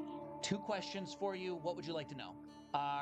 What happened here? Sort of creature is it? What can it do? What can hurt it? Where did it go? What was it going to do? Or what is being concealed here? I'll start with what sort of creature is it? This man is not shaped the way he should be. There's parts of his body that are ballooned oddly. There are spaces in where he should be creased that he is bulbous. And as you see Nash take that jar of smelling salts and just sort of like empty it, we see as you go to gather up the sweat in that same jar, and in it, we see a little vial of goop. We can see it's almost this dark green, like it's something mixed with petrol. And as you wiggle it about, it's very viscous. It sticks to the sides and the inside of the glass. When you poke him, he seems to be full of the same. You have one more question. What can hurt it? That's a tough one. I'll say that as you start to just take this substance and begin to use things around Dr. Kelly's environment here, we can see as you start to feel like this doesn't work and this doesn't work. And then you realize the first thing that actually starts to impact this is acetane, is a sort of an acidic yellowed vial. It has a bottle up in the corner, a little tiny hook for the finger, and as you bring it down, it seems to make this thing wither or harden. Whatever chemical is happening there, maybe they bought it at the general store to make sure nobody else had any. And I would share these findings with my quote-unquote magical colleague, Dr. Kelly. Dr. Kelly and Nash, the two of you also have roles you can make here as well, if you'd like to investigate or do something else. What do we see the two of you do before we turn back to Alvin and Alexis? I think Dr. Kelly will bring up, like, when Emmett discusses the acetane, like, Nash, didn't we see them buy a big box of this acetane stuff down at the general store? Yeah, they were Miss Kelly or Dr. Kelly. They were buying a lot of this. You understand? You two are smarter than me. Yeah, it's interesting. But this doesn't seem like it's something that could be easily made. So I'm not sure if we'll get another shipment if they bought it all. Maybe. Yeah, I think like Nash. Like his bug is wriggling in his ear. Nash, I do think maybe an investigative mystery here for you as well. Sure. Oh baby, that's a 12 total. Sheesh. 12 total. When you investigate a mystery, you can also ask the following questions in addition to the usual list. What about the creature isn't obvious? What form's going to take and what do they need? You have 2 questions, and one of them can be any question you'd like. What would you like to know? Yeah, I mean, what about the creature isn't immediately obvious? There is, as you look at this person, a sense that they are deflating like an air mattress. As you watch, you realize that a thin little strand of that same goo is beginning to drip off of the table, and it has already made its way to, like, drop by drop, made its way out of the building. It seems to have gone through a crack in the foundation, a mouse hole, or a little hideaway that came between where the planks held. This thing is leaving here. Mm-hmm. Mm-hmm. You have one question, and it can be anything you want. Yeah, I think I'm gonna just stick with a classic though. Where is it going? We see as Nash steps out of the building to try to find the other side of this hole, and as you start to follow this in the dirt, you can see a thin wriggling trail. This thing is moving like a little piece or line of flubber, and as you look up, you see in the distance a belching cloud of black smoke, and then you hear the sounds of a railway car approaching. It seems to be headed in that direction. As Nash heads back inside, we turn for just one moment to Alvin. I ask one thing real quick? Of course. Can I do a weird science move while we go over to Alvin? A last moment and a roll for our action scientist, please. What would you like to do? I would like to create/adapt a device around Dr. Kelly's lab to convert, we'll say, smelling salts, which we have a lot of, into the acetate. I want to make like a little acetate production machine after hearing Nash tell me that they've bought up all the usable acetate. Perfect. We see you start to put things together. I believe we need a roll for this one, Emmett. Is it a mechanics and engineering as you combine two things that you're aiming for? No, because I'd say those are two things that already exist. Sure. And sure. this is like I'm making a brand new thing. So I would say this is more, it's a plus weird for weird science. All right, roll it up. And that is a 5. Oh no! A 5 is So it's not good. It's bad. on a miss, I can make my device, but you pick 3 requirements. It needs a rare material. It won't be very reliable. It requires huge amounts of power. It'll take a long time. It won't work as intended, or I need help beyond the hunters to finish it. All right, on a miss. This new chemical that you're using it requires a weird material, as the original acetone is now in use, or the acetic acid is in use. They've purchased it at the general store. You'll have to find another source. It is very unreliable. It could explode at any time, and you'll need help with one of the other hunters to finish it. Looking around here, you just don't have the tools. Without asking for Dr. Kelly's help, you won't be able to make it on your own. Yeah, so I'm sure she could come up with some sort of magical boost while we get to Alvin.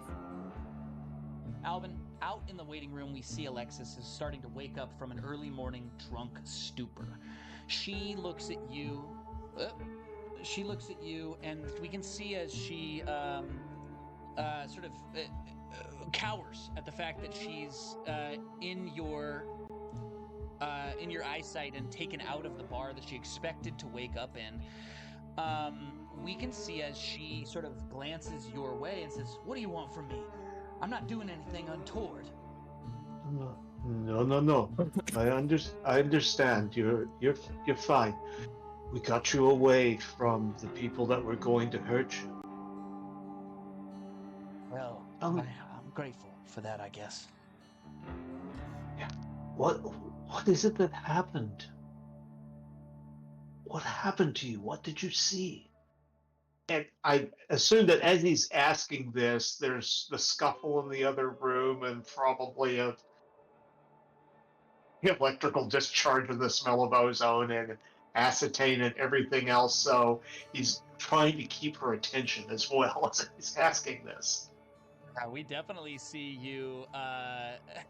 We definitely see you sort of like flash, and then like a smoke barrels out from under the door, and then like the whole room fills with a weird smell. We see Nash run out like I think it's out escaping, and we see the two of you just like, she's looking around while she answers you. She says, "Well, I think it was Amos Chester, the railroad head. He showed up in the camp, and Amos was." Well, he was different somehow. I don't know what was wrong with him. He had his eyes weren't the same color. His body looked like it was just walking weird. And I've seen the man limp for damn near 2 years now. He walked with purpose from place to place. He hunted me into the edges of that camp, and then I left him in the desert, somewhere under the moon and the stars. I barely made it here alive. And this happened last night. Last night, and as far as I can tell, Blackmire's cart was there. He's headed here today. Amos will be at his helm, driving that locomotive. And you hear it choo-choo in the distance. As he stands up, he'll say, "Stay here." And he'll go into the next room where the rest of them are. Where's the second Pinkerton? The second one did not come with you. Okay. As we dragged the one who was injured here, his neck bludgeoned by a pair of hands placed just right. The other one seemed to have snuck off at the behest of the sheriff or the mayor. Would you like to look for him?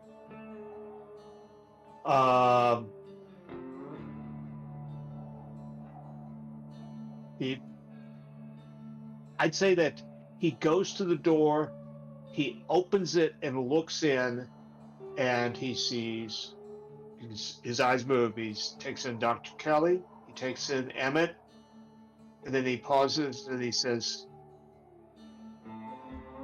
Yalla, Nash. He realizes Nash went past him and out of the doctor's office, and he just turns and runs out the door down the stairs after Nash. The two of you are there when the train arrives and docks at the wooden boards that hold the station for Perdition's crossing. We can see an enormous black railroad engine. As it appears, we see it sort of barrel up and into town, and as it does, a couple of people are riding on the sides of it. We see one step off, and as he does, he shouts at the other men orders and different things, as we see someone that you probably know pretty well, Amos Chestern. He drives the locomotive through for Blackmire's railroad. You've probably seen him a number of times since Blackmire took over. And as he jumps down, he shouts out, he says, "Get those coals ready. Everyone here, let's make sure to stay fast. The supplies are going to be loaded soon, and we'll get a couple of people loaded up. We'll be right on the road." And as he steps in, he looks down and sees that same strand of goop trailing towards the train, follows it up towards you, and makes eye contact with Nash and Alvin. What are the two of you doing? I think at this point, Nash points the slug trail to Mr. Alvin, but he's trying to figure out like who or what was also infected by this, and is looking all over to figure out what the situation is. Like, why was this trail leading back to the train?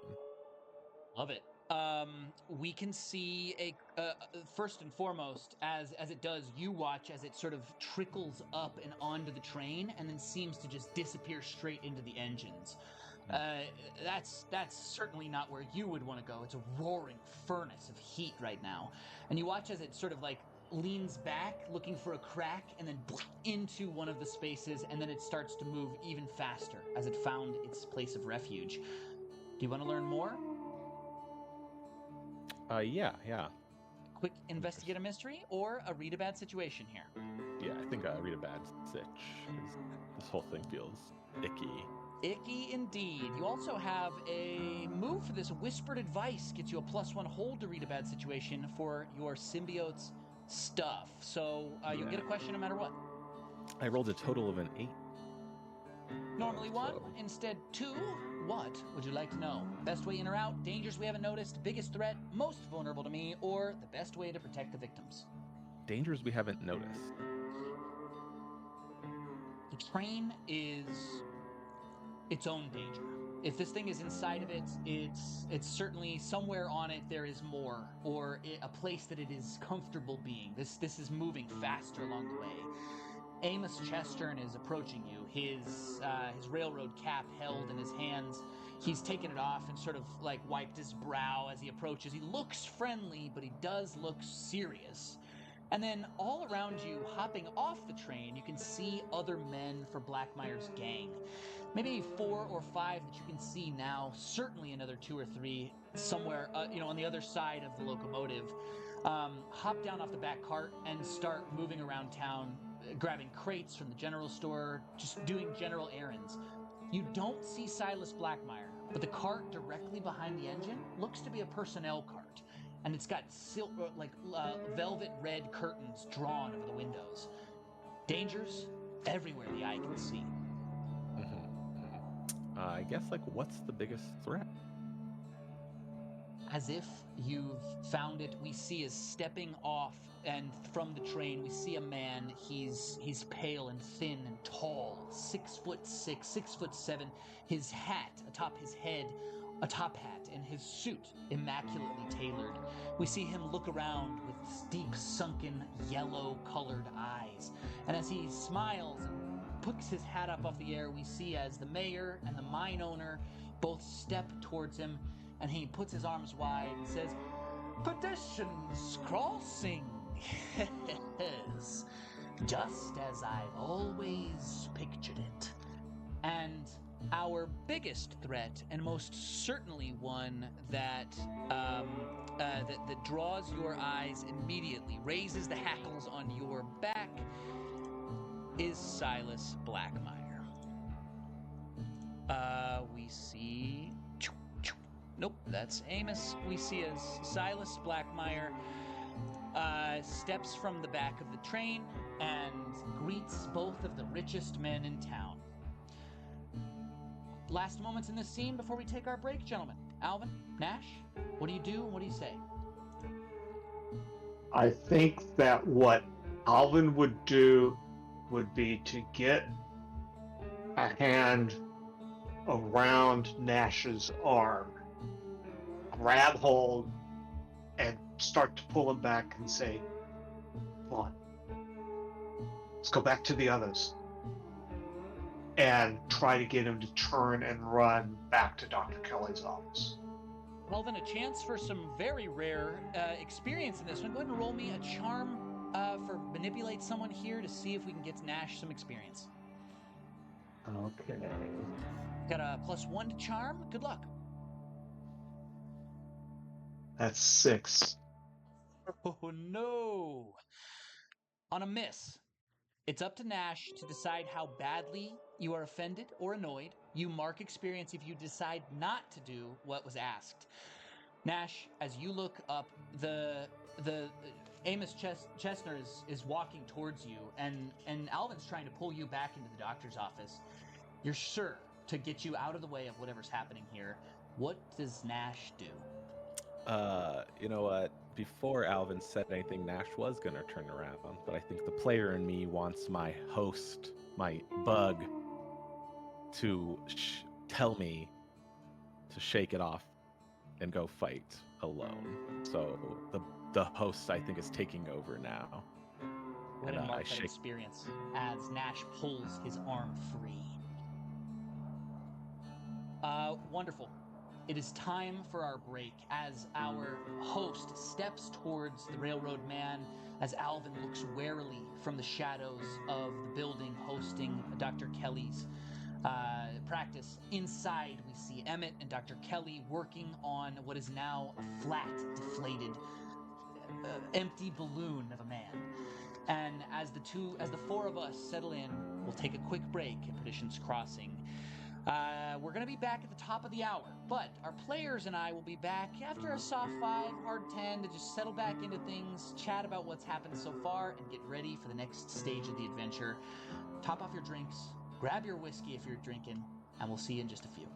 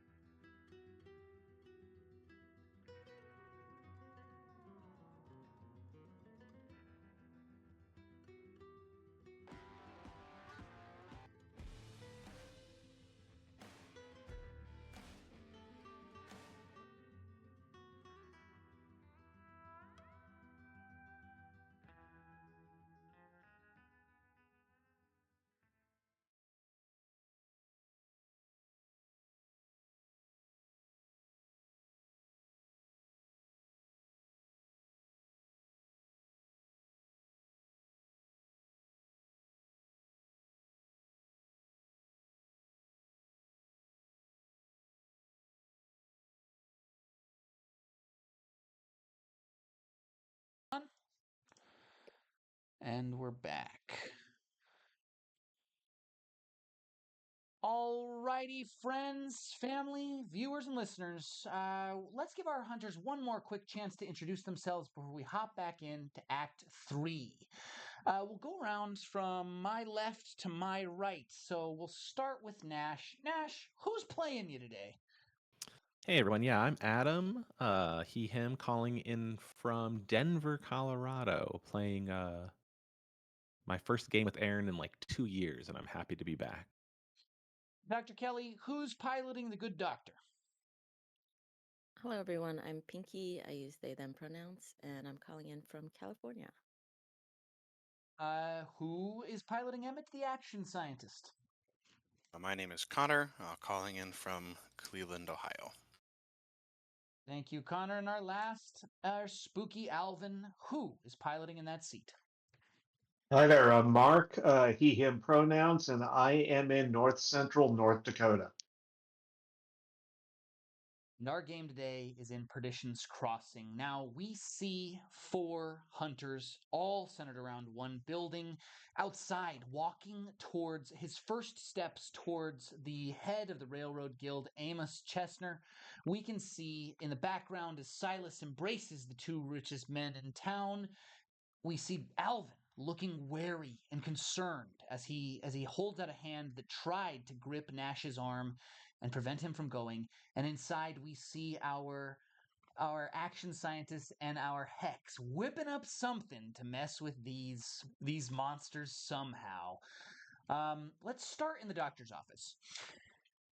Dr. Kelly, you are helping Emmett put together some weird science.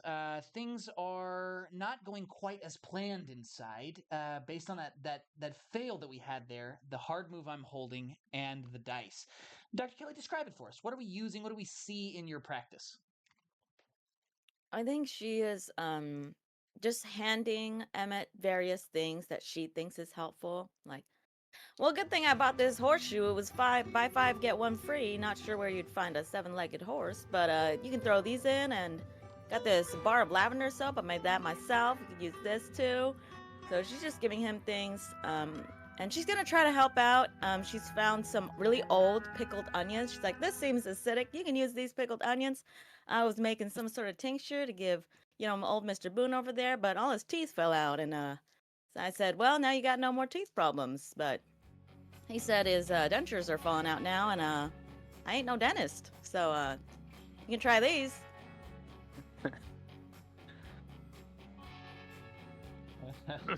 Emmett? Yeah, and I'm just, I guess, furiously throwing ingredients into the scientific equivalent of like a witch's cauldron, just trying to make something that turns these smelling salts into acetate. The two of you are inside, just a whirling dervish of energy. We can see Dr. Kelly pulling things off the shelves, and all in the background, this almost deflated man, right? A piece of the supernatural that in this moment seems like it isn't bothering you. But as you keep catching it in the corner of your eye, and as you do, we see sort of the cauldron come together, and Emmett starts to work. And Dr. Kelly, you finally get a moment. You lean back, you wipe your brow, and you look over at the jar that that you collected earlier, of the jar of goop off the man's slimy belly. Is there anything that you want to do here, Dr. Kelly? I think that with the goop guy, I think she's just gonna pour some leeches on his deflating body. I think this will help. I just got these leeches from the store. They need to do something. Dr. Kelly, are you trying to heal this man back to what he was before he was flattened and taken out by chance? I don't really know what is going on with this man, but Well, I'll yeah, say I think this: she'll a try. hex or an investigatory role is certainly prompted here. Yeah, I think maybe investigating.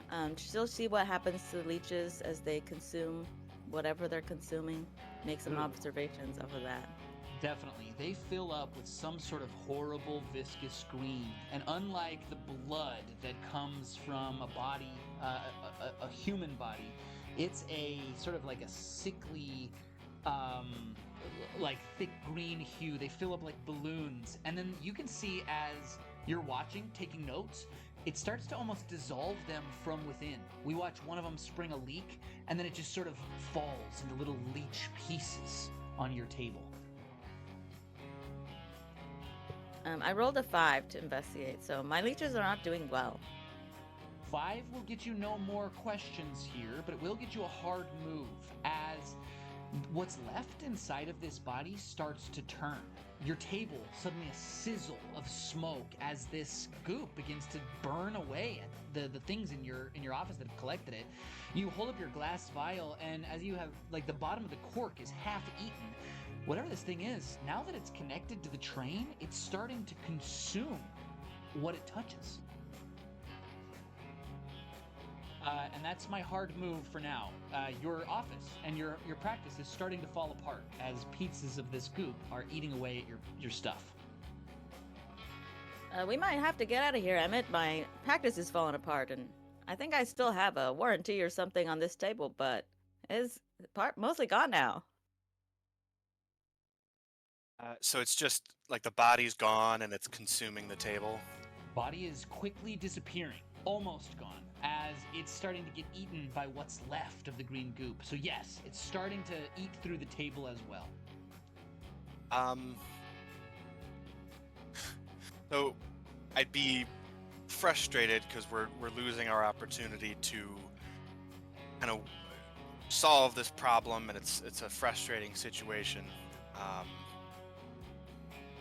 so I would say to Dr. Kelly, how good's your warranty on this place? Well, I have moved 3 times in the past 2 months, so the warranty and insurance is not really on my side. I've been putting them on my tab though, so I think you just throw, add items to that.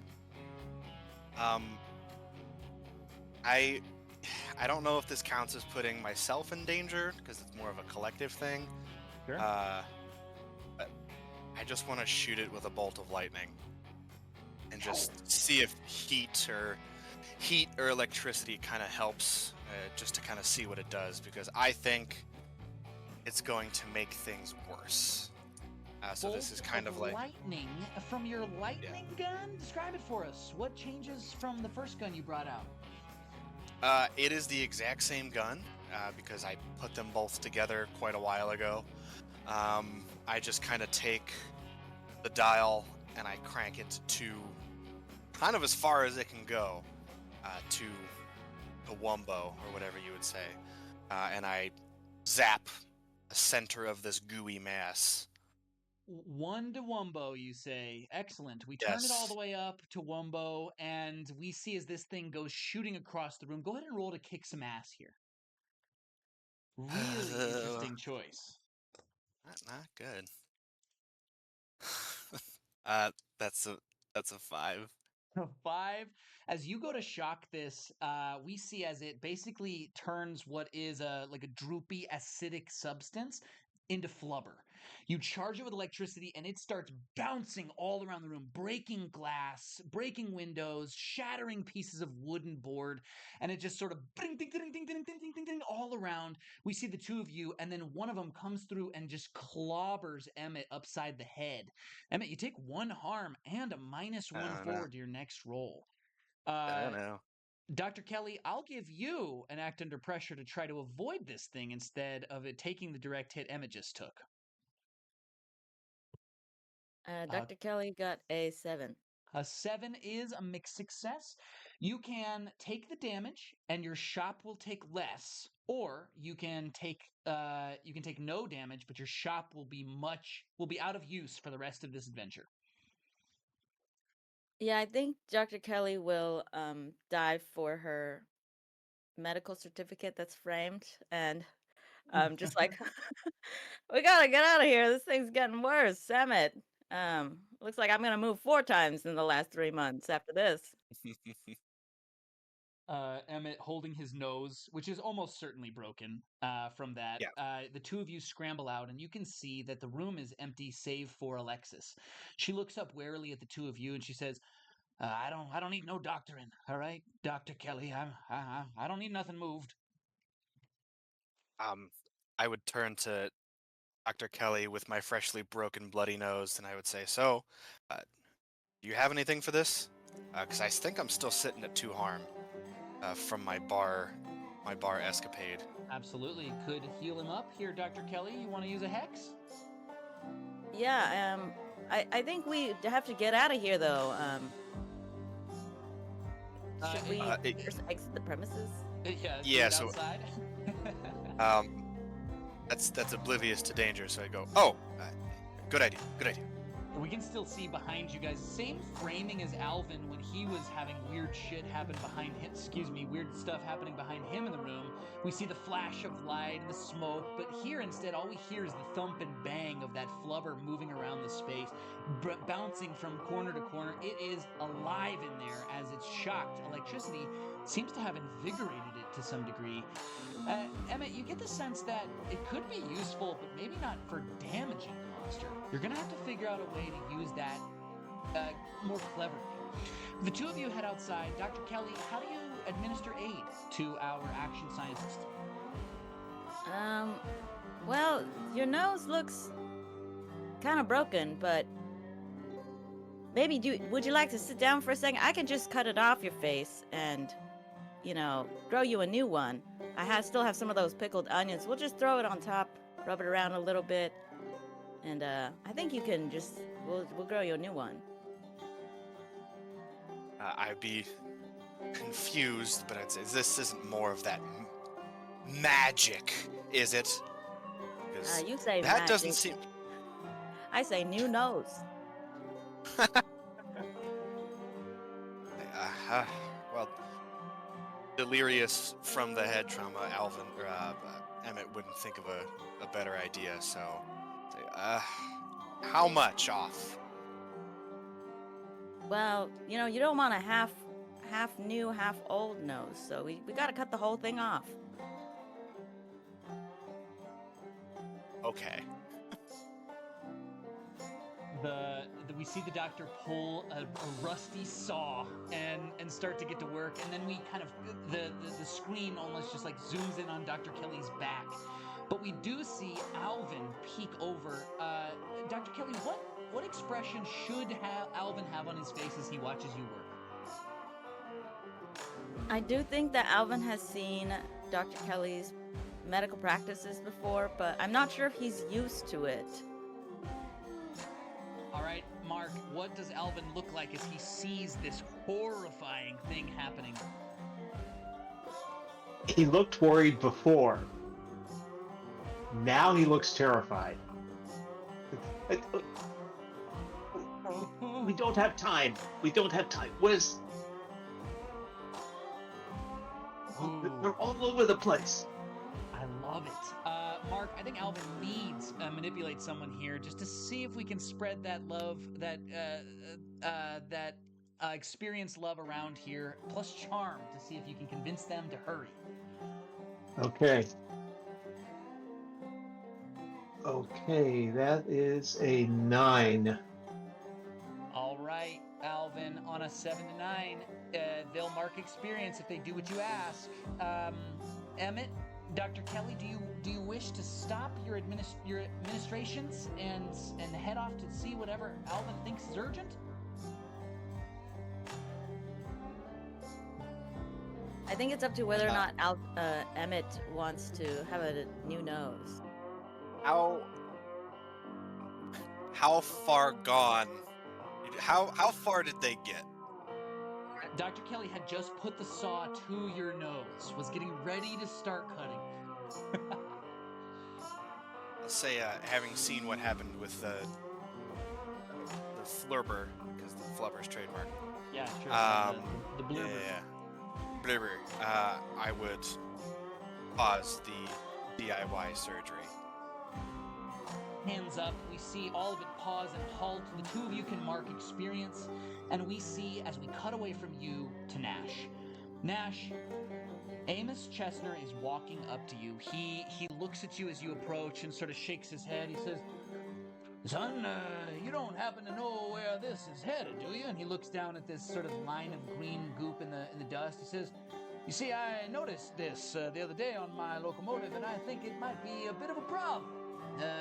I was wondering who you know that might have seen this strange happening around town."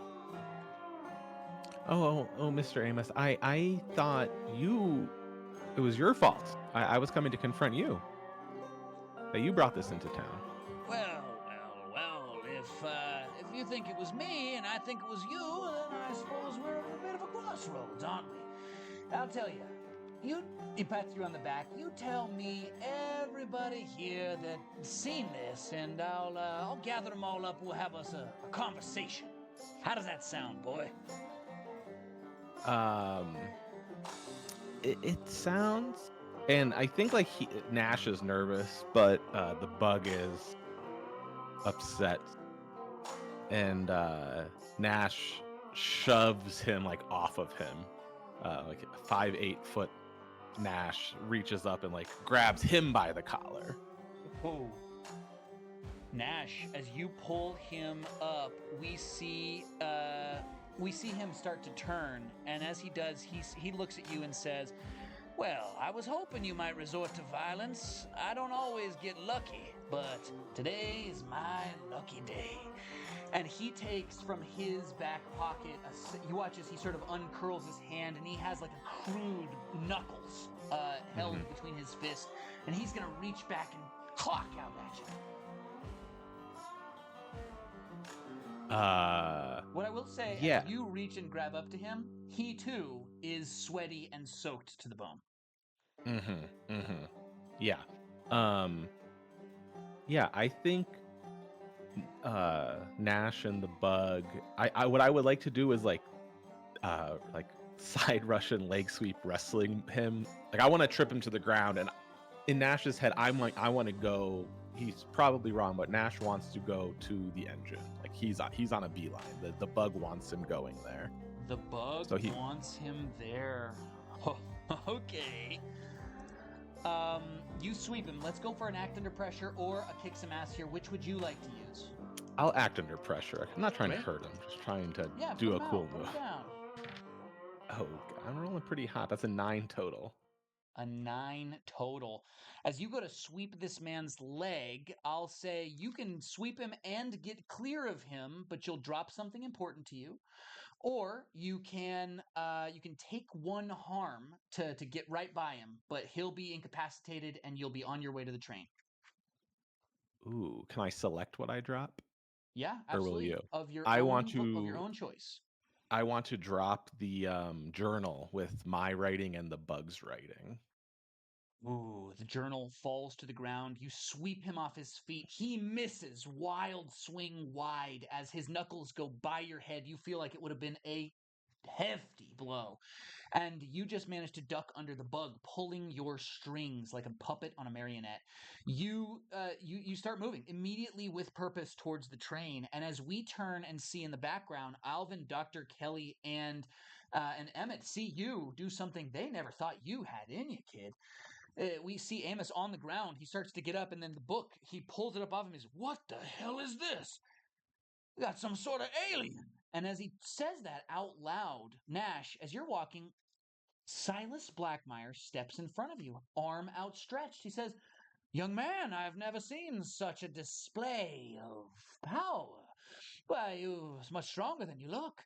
You must join me for a bit of tea in my cabin, won't you? I think Nash / the bug at this point wants to get into the train and says, a mystery that sounds, and he like tweaks his head. That sounds great. I would like to come in with you. Good, yes. I appreciate your flexibility. I've just finished signing some papers, and I'm looking in the mood to celebrate. I'd love it if we had a few friends along the way. It's Clayton. They tell me you're one of the bright lights of Perdition's crossing, and you've got some moves. Have you ever thought about being a Pinkerton? And he puts a hand on your shoulder, and you can feel with certainty that he is whole and human.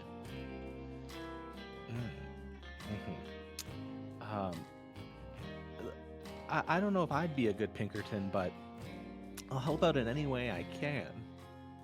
Well, no, you're not giving yourself nearly enough credit. And as he says that, the door closes behind the two of you. We see as you enter into the personnel cabin, the space we don't see from the inside for now, but we do see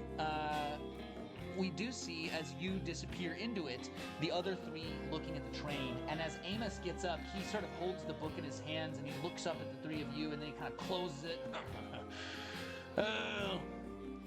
Your friend there had seen something a little strange. I was hoping I might be able to investigate it, and it seems one of my men has gone missing. Have you any idea where Josiah Stillfell went? I heard that he might have been taken to the doctor for ministrations. And he's speaking to the three of you.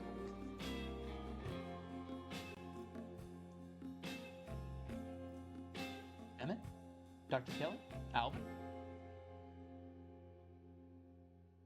Amos has never met us, right? I would say you've seen Amos walk by, or like on the train a number of times, a half dozen times. He's come through, he's waved at people on the station, he's stopped, but he's never once gotten out of his train to shake a hand.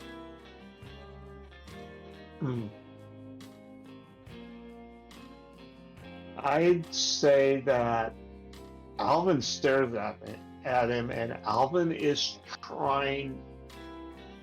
has a really, really bad feeling about this, especially having just seen Nash disappear into the both having seen Nash disappear into the train and remembering that Alexis Vandriff said that Amos had limped for as long as she had known him. And is this man limping at all? Absolutely not. Keen eye tells that as he walks over to you, he walks over with a perfect step. Okay, so I think that Alvin's going to read a bad situation. Nice choice, Alvin. Plus sharp, please, sir. Would you like to use your telepathy here or not? I think that, yes, he is going to use his telepathy. Perfect. And that is a 7, which would give 1 question. What I'll say first, as you think about those read about situation questions, you get 1 to ask. That's true. Amos doesn't feel like a mind. As you tap into something, it's almost like you're trying to scan his thoughts and find it empty. He is not a human. There is no humanity left in this creature that walks before you. Whatever skinwalker form it has taken, he is as empty in his mind as the one that you've flattened on the doctor's table inside. He's got nothing. But you do still get 1 question. What would you like to know?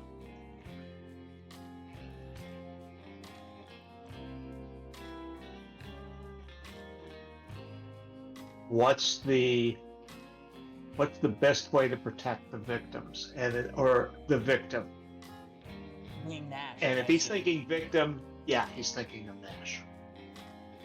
The best way to protect the victim is to get yourself onto that train. It's the only way you can possibly know if Nash will be okay or not. Getting some eyes on the situation and essentially finding a way to go wherever Nash goes. Second to that, if you can get Silas, if you can draw the attention of Silas or Nash out of the car, a distraction or some sort of performance would do.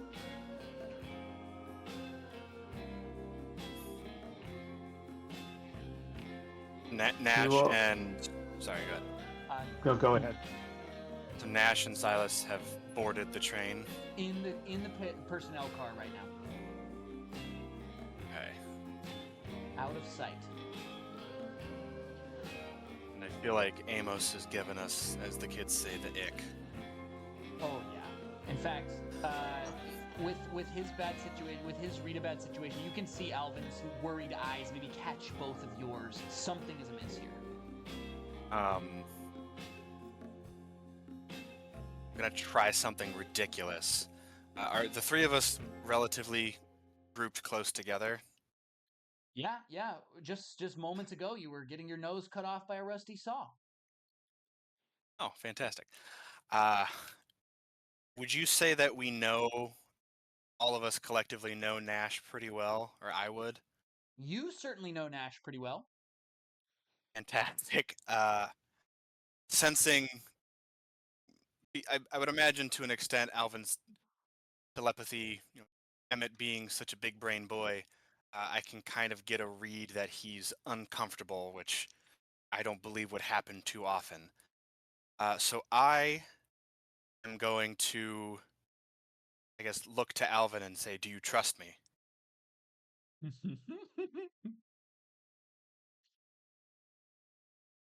Alvin will say, yes. Say, But fantastic. this one's not human. I'll say, fantastic. I've been working on something, and I'm going to crank. There's like a little tiny crank, almost like a mini arc reactor in my science armor. And I'm going to place both of my hands on one on Alvin and one on Dr. Kelly. I leveled up, and I am going to try to teleport us to Nash. Oh, did you make a move from the Divine playlist, methinks? Yeah, I took Angel Wings. Read it So we're out gonna for us, please, Connor. What does Angel Wings do? So I can go. Let's see here. I can instantly go anywhere I've been before or to a person I know well. When I carry people with me, on a 10 plus, I go where I want. A 7 to 9, we don't quite manage it. We are either all separated or we all appear in the wrong place. All right, give those dice a spin. Oh boy. All right.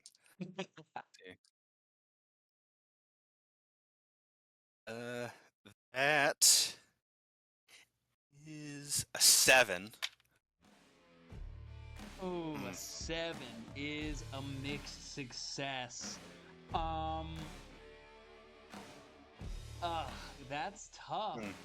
All right, so on your Angel Wings, you are, if I remember right, please read your 7 to 9 move for me. So it doesn't quite work. We are either all separated or we all appear in the wrong place together.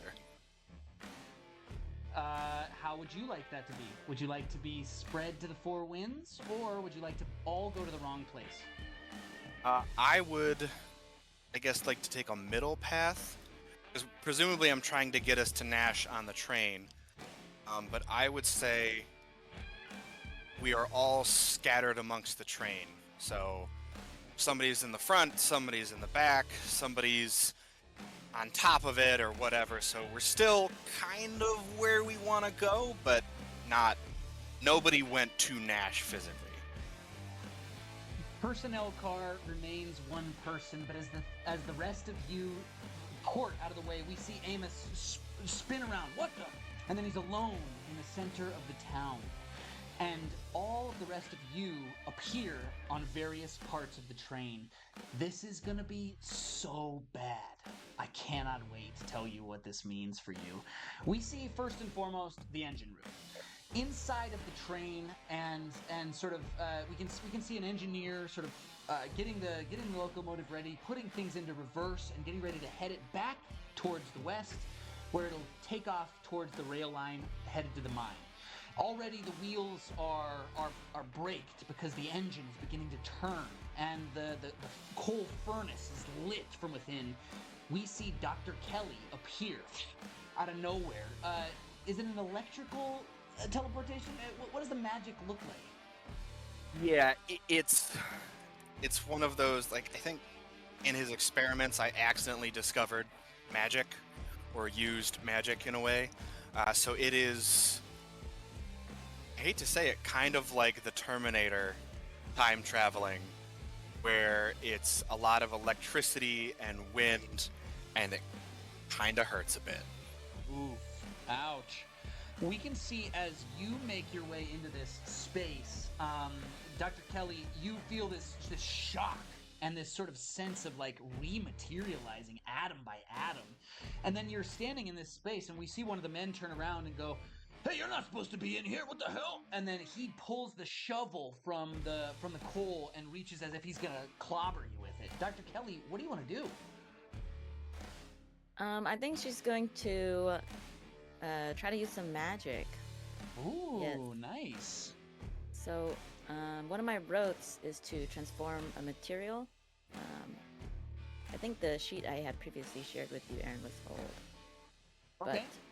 But, so since I'm still holding my framed doctor's certificate, she is going to try to transform that into steel and use it as a shield. Ooh, nice. All right, that's a rote. So we're going to roll plus weird. For the Hex, they get to use their magic a little bit more consistently, adding new things to the use magic list. What is your... And I believe Dr. Kelly says a little poem every time you use magic. Is that right? Yeah, so it requires the spilling of blood and a poem. So she's going to sort of cut her hand with the edge of the frame and say, "Instant blend of two, glass transforms into what's new, object turns to steel." And frame turns into steel. You hold onto the little wire hook that's on the back to hang it on a nail in the wall, and you pull it up like a shield, and the shovel goes into it with a large, loud clang. As you sort of bash it aside, we see as the two of you start to circle, and then from the doorway, we hear Amos shout from outside, "Hey, is there one of them in there?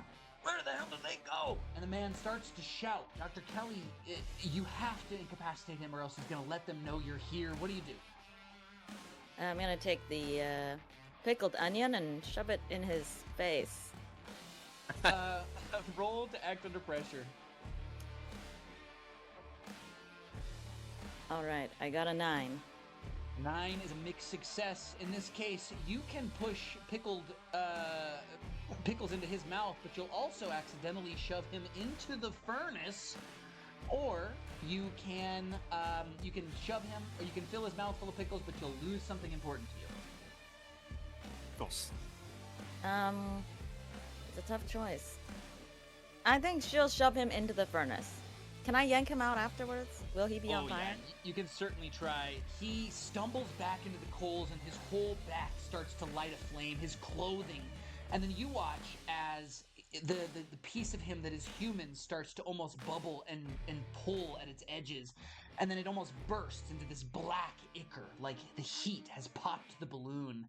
We see as he just pops all over the walls as this horrible substance starts to move and undulate, reaching pseudopods out towards you.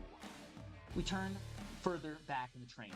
Nash, you've stepped into the space with the main bad here, a dangerous and scary move indeed, but Silas doesn't seem so bad. He sits down, he pours drinks for the both of you and says, "Well, Clayton, I've just recently finished making the deal to put the line to the mine, and I'm sure we're going to be making Perdition's Crossing a very tasty little treat." Mr. Clayton, would you like a beverage? And he turns his back to you to pour. Nash, looking around this room, you can see a pretty nicely furnished little personnel car. There doesn't seem to be anything amiss in here. You can see deeds on one of the side tables and all sorts of telegraphs and other paperwork scattered about. What do you want to do here? This isn't on my sheet, but because I don't really have magic, I took the illuminated alternate weird move. Great. And I want to flavor it as when I telepathically ask the secret masters for aid, which is the bug or the bugs. It'll give me something. So I think I'm like, all right, bug, you brought me in here. What the heck do you want me to do? When you telepathically ask the secret masters for aid, roll plus weird. All right. That is an 8. Oh, is this plus weird? What do I have? That's 8 total. 8 total. When you the bug needs you to complete a task for them. Once it is done, they'll reveal a key fact, clue, or technique that will help you.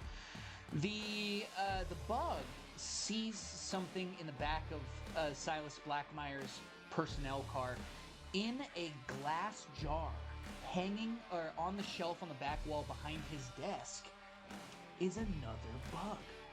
It's as if in a collection of curiosities, you see something that looks an awful lot like what crawled into your ear not long ago. And the bug sees it and immediately lurches part of your body towards it.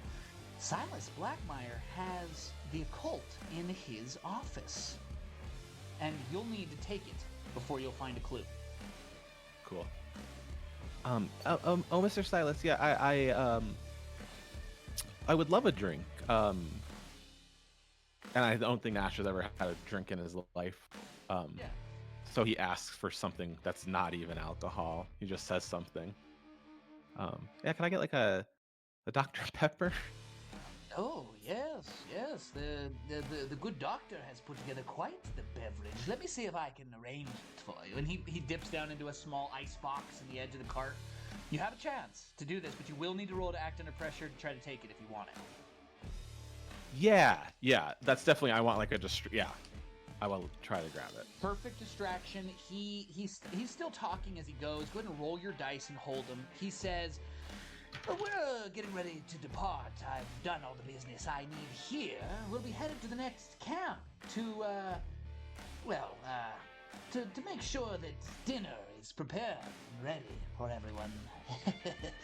I don't believe I have the anise root here to make you a proper pepper, but what did you roll? 10.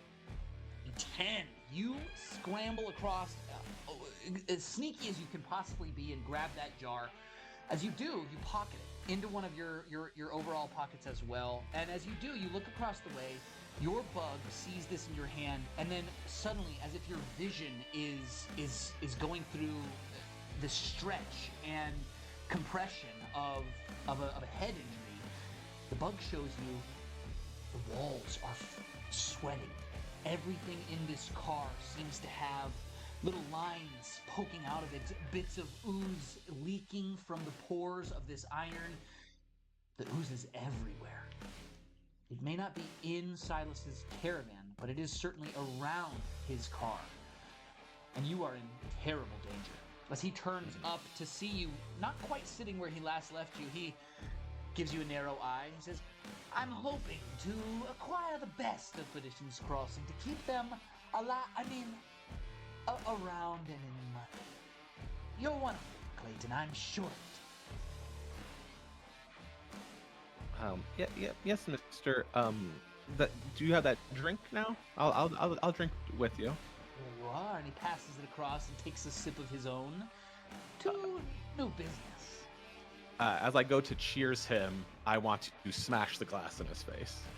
As you go to cheers him, we see as somehow in a flash of crackle and electricity, we see Emmett appear in the middle of this train. And then as he turns to look, we see you smash the glass across his face. Everything goes across, and he crumples to the ground. No rolls needed here. You got the drop on him. And Emmett, you watch as Silas Blackmire is now on the ground, unconscious, bleeding from a temple wound. And Nash looks up at you, his own hand bloodied as well. The two of you are the only hunters together at this point. What do you say? What do you do? Yeah, Mr. Emmett. And then I explain the walls and everything, what the bug showed me.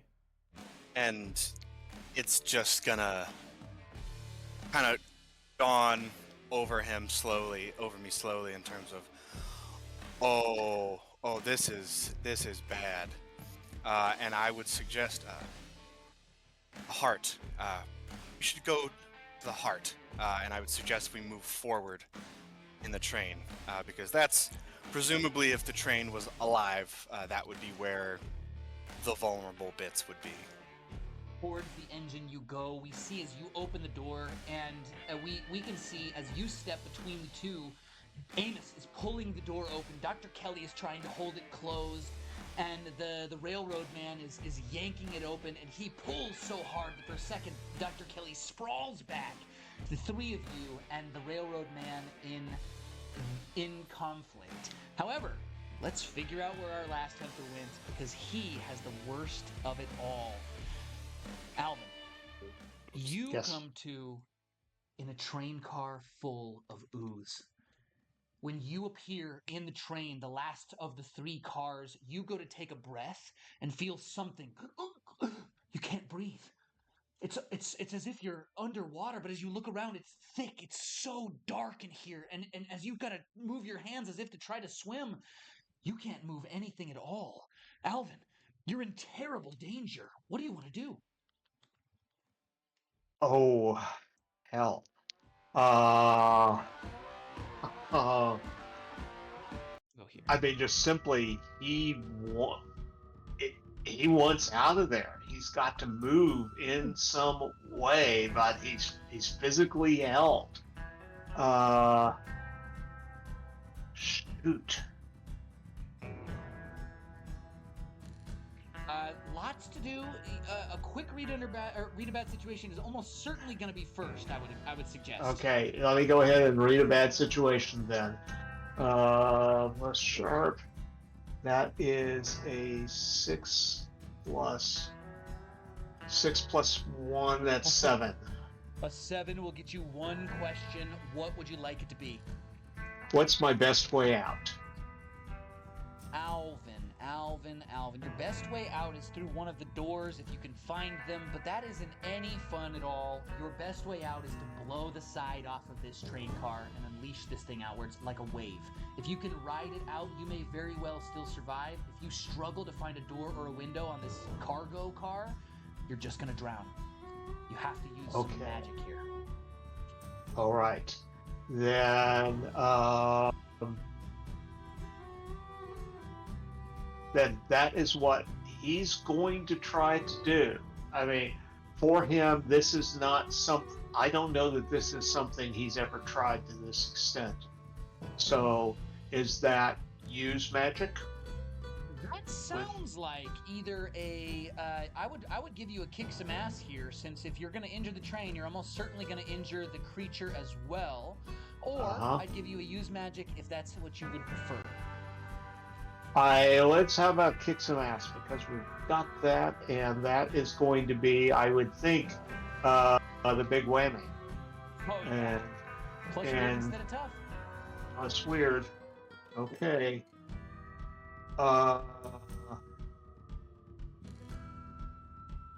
That is 10. A 10. A 10 will do it perfect, and as you do, please describe how you bust down the wall of this train car and let loose the flood. I think that it's, I know that it's dark, he's probably seeing nothing but shapes, so he is simply going to lunge body and mind towards the direction that he thinks is the right direction to get out of there, hands outstretched. And that is, but that's not as much a physical move as it is a psychic move, if we can say that. A lot of sense. And impacts the side, impacts the side wall of the train car, and then I guess we can see what happens from there. Alvin, on a 7, you will still take 1 harm as you do so. Moving through this, you go to put your hand out, and with a force of will, you blow the side off of this train car, but you are forced into the jagged edges of the train as it all starts to flood out. And we see at the same time as you've injured this so grievously that the from the front of the train, we can see as from the engine, an enormous bit of black ichor emerges, exploding out of the top of the engine. And we see for the first time our real main villain, as skulls and bones and bits that can't dissolve go spilling out into the central town or into the town square of Perdition's Crossing. We see this ooze carrying Alvin spill out onto the wild. Immediately, townsfolk start to scatter and scream as the explosion sends shrapnel of car side skittering into the walls of the buildings opposite. A few people go down with glancing blows. Alvin, you ride out this wave, and as you do, we may or may not hear something from the front scene. Dr. Kelly, Emmett, Nash, up front, we can see as Amos is getting into the train car, and he sees Dr. Kelly. This train is moving one way or the other. And he goes to pull on the reverse lever on the train. The engine's hot. It's going to start moving.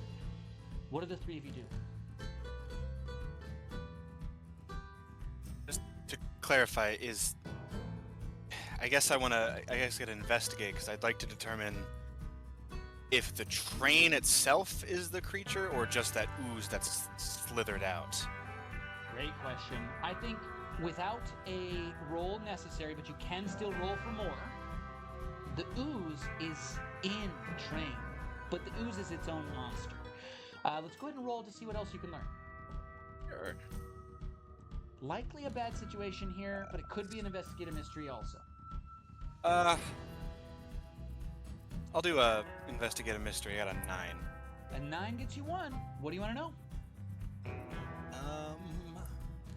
What is being concealed here? That's a good catch-all. already, as this starts to spill from the engines and the car, it's starting to change color on the surface. It doesn't seem to like the daylight. And there's a reason they've kept it in a dark, cold, closed container. As it comes out, it starts to blacken and bubble and sizzle. And through the window that's crashing the sort of western light down in, the pieces of it that crawl into that light immediately sort of recoil from it. They may not be vulnerable to lightning, but they are certainly vulnerable to daylight. Is there a large mass of goop in front of us in the engine compartment? Starting to come through, and as you say that, it wraps up and around Amos's hand, and he pulls the lever and sort of breaks the haft off with a strong, with a move that looks like it's beyond human limitations. And then he starts to fill. He gets bigger and bigger, and he grows and swells like a balloon until he barely fits in the engine cavern. And he reaches out towards Emmett and picks him up with one meaty giant hand. Nash, Dr. Kelly?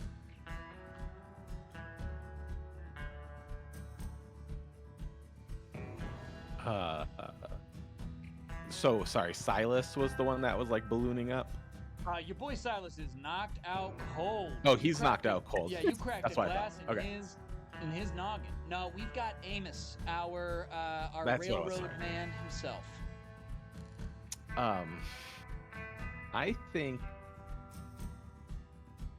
I mean, this is not beneficial to the plot of this immediate one-shot. I think Nash wants to... But I think I want to specifically, like, investigate Silas and figure out what he knows, or does he have any details that can Scrambling help. back to the personnel car, we see Nash open the door again, look around frantic. Go ahead and roll to investigate a mystery. Yeah. I want to roll poorly, but I keep rolling good. That's an 11. 11 gets you 2 questions. I think I asked it earlier, but now that we know more from my special list, what about the creature isn't immediately obvious? Is there anything, now that we know more, that still Great is question. obvious? On the desk, you find a piece of paper, a missive from Silas to someone else, a distant person he's intending to send the letter to. And you can see him pontificate about finding something inside of the machinery. He's claiming it a consequence of the Industrial Revolution. This creature, this thing, he has cultivated. And you can see in the note that he sent, he is feeding the laborers and railroad workers to it. And just in case, like, we still need one more piece of the puzzle, what can hurt this? As you see the light start to affect it, and as you see the electricity sort of affect it negatively, perhaps, Nash looks around this room and finds the crates that they just loaded on here, and inside one of them is the biggest jug of acetate the town has at its disposal. Cool. It's explosive, it's corrosive, and it's certainly got a real chance to burn somebody up. Yeah, I think I yell for Dr. Kelly and Emmett. Dr. Kelly and Mr. Emmett, we got a bomb to use. They're in the other room, Dr. Kelly. Emmett is in desperate need of some help. What do you want to do? Yeah, I think I would like to help Emmett that's being grabbed by this guy. I think she will place the picture frame that is now in steel sort of at an angle, and she's going to use magic on the frame to make it expand, and hopefully as it expands it can come between the two of them. Ooh, nice. Cut it in twain. A resize is the route that I would use here. Let's go and roll plus weird. All right. The train is starting to move beneath your feet, the slow rumble of an enormous amount of momentum gaining speed. So as Dr. Kelly, she'll set down the frame sort of at an angle. She got a 10, and she will say, shapes shift, edges blend, dimensions dance and transform. altering life's frame, and the frame will explode out. Nice. We see as it cuts between the two, and Emmett drops to the ground. One half of the blubber sort of turns to a pool and starts to eat away, corrosive. Emmett, you scramble back and get back to your feet. This thing is now between you and Amos. This enormous, big doctor's certificate of medicine made out of steel and plate is cutting this whole car in twain. Is it still cutting like is it still like inside the monster? Yeah, it's absolutely a weapon cut through. It doesn't do any traditional damage here, based on the move, but it can be used to do damage if you want. Warning and apologizing to Dr. Kelly, I would like to shoot the steel frame with my lightning gun to cook it from the inside out. Oh, yeah, you do. Awesome. That's going to be to kick some ass here. I'm just going to push it to a 12 because that's a 3. Sweet. A luck point for the day. Wonderful. You will still take some harm here, but you'll push it to a 12, which lets us have an extra effect. You and whatever you're fighting inflict harm, you can gain advantage or give advantage, +1 to you or another player. Inflict terrible harm, suffer less harm yourself, or force them where you want them.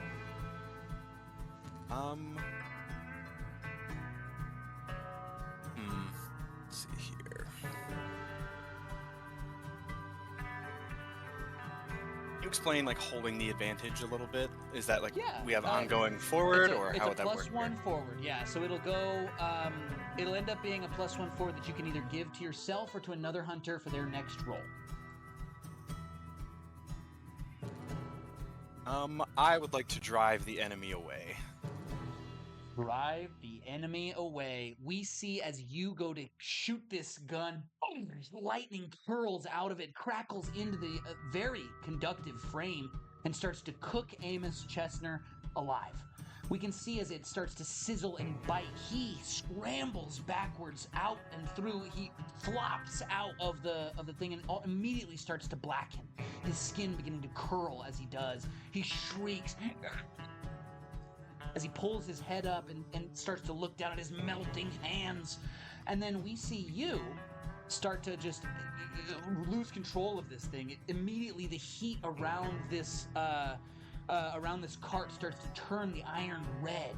The electricity now is coating, like is coming out faster than you know what to do with it. Emmett, I'm gonna need an act under pressure here. I'm oblivious. I don't have to act under pressure for fear, but everything else is fair game. Ooh, in that case, this is danger, so we will still act it here. Dr. Kelly, you've been warned, so describe for us while Connor's rolling how you escape the train at Emmett's behest. He says go, how do you get out, and where do you head next, as you see Alvin spilling from the cart? Yeah, I think that Dr. Kelly will run back to the other cart towards Nash, since he did call us. And she will lament her giant certificate. My doctor's certificate! It's okay, I can order another one. Buy you a new one. So she's gonna try to settle off towards Nash. You can see Alvin in now sort of grappling his way out of a large kind of undulating pile of goop that's trying to pull him back down. But Nash is nowhere to be seen until we see as the train is pulling away, backing away from Perdition's crossing, Nash steps from the personnel car with a big jug in his hands, wind whipping through his hair. His hat flies off and he catches it just at the last second. And then we see him looking at you as the train, 5 miles an hour, 6 miles an hour, 7 miles an hour, starts to take off, going backwards towards the junction. Nash and Emmett, the only ones on board. Connor, what did you roll? I rolled an 8. An 8. A hard move, a price to pay, or a worse outcome. You can melt your shoes and increase the heat on this thing, but you will do extra damage. A hard choice here.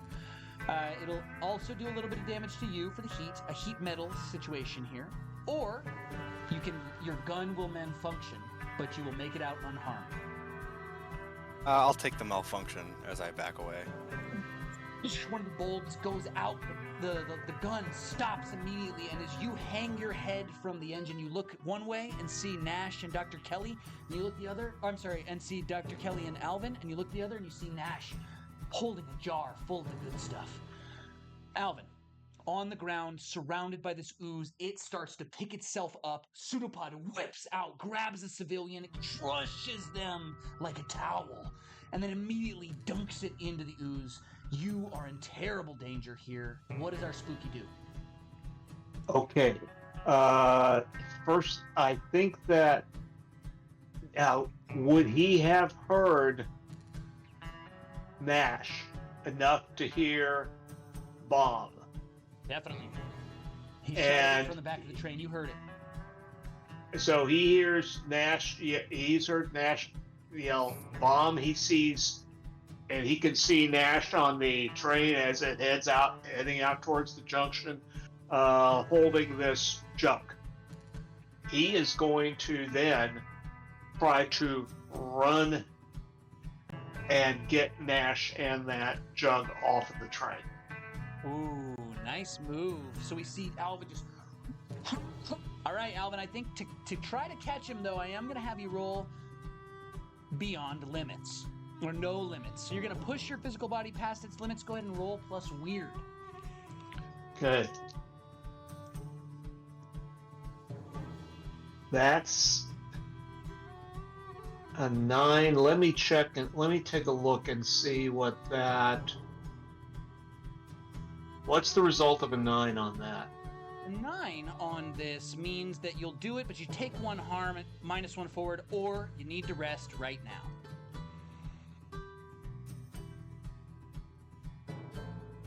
I don't want to force this. I'd say it would take, he's already, I don't remember how much harm he took before, but he will take 1 harm for this. I think he took 1 harm before, so that's a total of 2. We see little shin splints in your shins as you run faster than your body can go. Your nose starts to bleed as you push yourself past human limitations, and then you leap up onto the side of the train. You grasp on both of the iron handles, and on your right is Emmett, on your left is Nash. Gentlemen, what do we say? What do we do?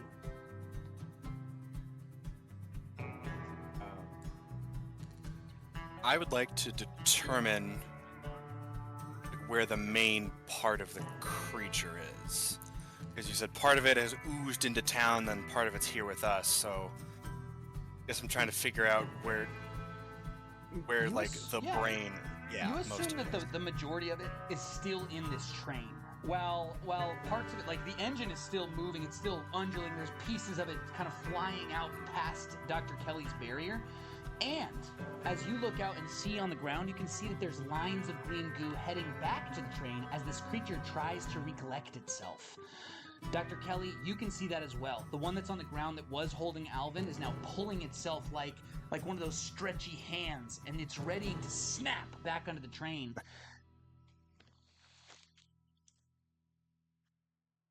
Emmett, what do you want to do with that information? This train will certainly be where most of this creature ends up eventually. It's not... So, implying there's more at the mine? Our big question is, did they go there first, right? But right now, this is a bigger problem. The brunt of, or the major of this is certainly here. I can't believe I'd have to say this sentence, but I would like to build an IED with the acetate jug that Nash has in his hands. All right. Goodness me, you didn't take mechanics and engineering, right? Which one of the ones did you end up taking? No, so I did take mechanics and engineering, so I can combine any 2 devices and rebuild them, or I could do this as a weird science. I mean, presumably if Silas is a railroad villain, so I'm imagining he has both a waxed mustache and sticks of dynamite lying around. Yeah, it's certainly a few things in here to use at your advantage. I would say you can put this together with your mechanics and engineering with only a sharp roll. Act under pressure, consequences. Okay. Nash, as you start to go and you hand him the jug, do you want to make this a collaborative effort? Yeah, I'll help out. Describe that for us. You have a better understanding of how to work with others thanks to your symbiote. When you help out, you give a +1 to one hunter and a +1 to another hunter based on your rolls. Yeah, so I think like I've met Emmett enough that he's explaining things to me, so and my bug remembers everything, so I'm like grabbing things before he even says to, like I'm going to find the stick of dynamite, and I'm like, he's like, oh, can you get that? And I already am handing it to him. Ooh, nice. So we see as you're handing him what he needs, you give him a +1. Go ahead and roll to help out as well, just in case you can give another one to another hunter. Yeah, that is a 10 total. 10 total. Alvin, as Emmett and Nash start to put together what looks to you like some sort of explosive device, what do you want to do? What is our spooky doing to kind of keep these pseudopods off of our engineers as they put this together? Because all around you, the ooze is beginning to sort of creep towards Emmett.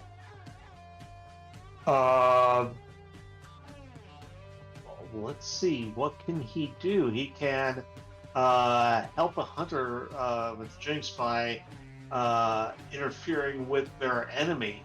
How would that interfere? Yeah, Jinx roll. How would that interference? Well, let's see first if he succeeds in it, and then see how that interference works. That is a 5. He's going to use a point of luck. 5 is turned to a 12 with a point of luck, and when the spooky uses it, your dark side takes over. Please describe to us how you use violence and soulless magics to defeat these monsters and keep them back. Give it to us, Gritty. Let's see. We've said that there's likely sticks of dynamite there, but there has to be some sort of flame and maybe some sort of flare as well, since I think most railroads carry flares. So I would, if we can say that, he's gonna light one of them and charge up on it and basically rake it across this black ooze. And I don't know that, as it shoots fire, spark, sort of magnesium flare out of the end of it, completely disregarding his own safety, disregarding the velvet curtains inside of this train car, which I assume probably catches fire, could catch fire, and he is, and he yells, "Artifique!" at it as he starts to laugh hysterically, and I can translate that obscenity from Arabic for someone later if they want it. You get a 12 on your Jinx, which gives you 2 holds. I assume you want to give 1 forward to a hunter, is that correct? Yes, 1 forward to Emmett, since he is creating this. And interfere with a monster minion in what it's trying to do. Perfect. Awesome. Emmett, you've got 2 help coming your way. What did you roll? I rolled an 8. 8 plus 2 is 10.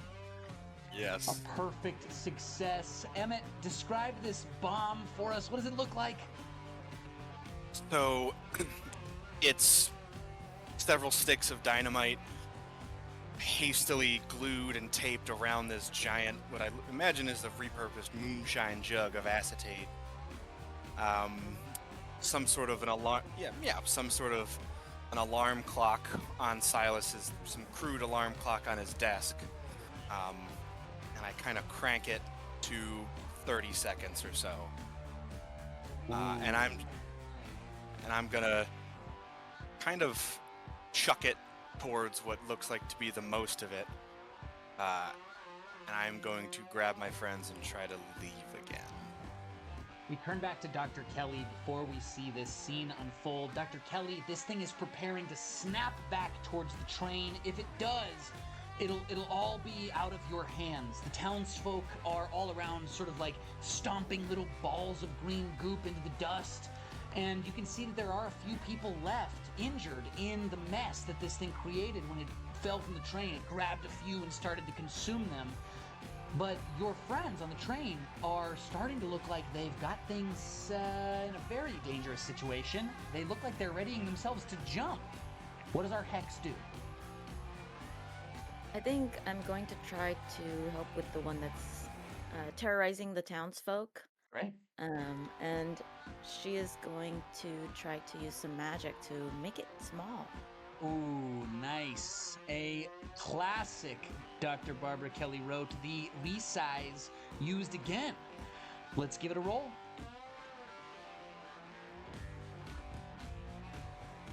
I got a 12. Whose blood do you spill for this spell? Your own? She still uses her own. Yes. Okay. 1 harm to you. And a 10, you resize this thing. It lurches up as tall as a small shed in the backyard, full of tools that nobody touches. And as it goes to reach out with one pseudopod towards you, we see you flash. Wow! What do you say to do your magic? She's going to use the same one she used earlier. I think she's going to cut another slice in her hand, and like as it reaches out, she's going to reach out so that they connect. And she'll say again, shapes shift, edges blend, dimensions dance and transform, altering life's frame.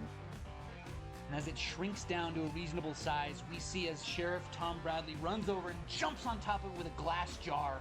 And we see as he holds it there, it starts to move and lurch, but it is no longer a threat. The rest of the strands snap back to the train, and our 3 hunters are getting ready to jump. Emmett, are you going to use your wings here? Yeah, I'm going to use, would probably be the last charge, so to speak. A little crank in my chest, and let's see if this works. Plus weird. It's 7, so we are spread out again, or we are in the wrong place, but I don't know how wrong it can get, because I would be thinking of the place we had started the evening, which would be the Saloon, so I was trying to go to the Saloon. In this case, a simple and easy way out here. Sorry, go ahead, Mark. Can Alvin resist this? Yeah, you sure can. Because he is fully into threatening and terrorizing this ooze on the train, and I don't know that he's being. He may have been, Emmett asked before, "Do you trust me?" And he did then, but at this moment, Alvin isn't in a place of trust. Oh, man. I'll either give you a charm roll to Emmett or an act under pressure to Alvin.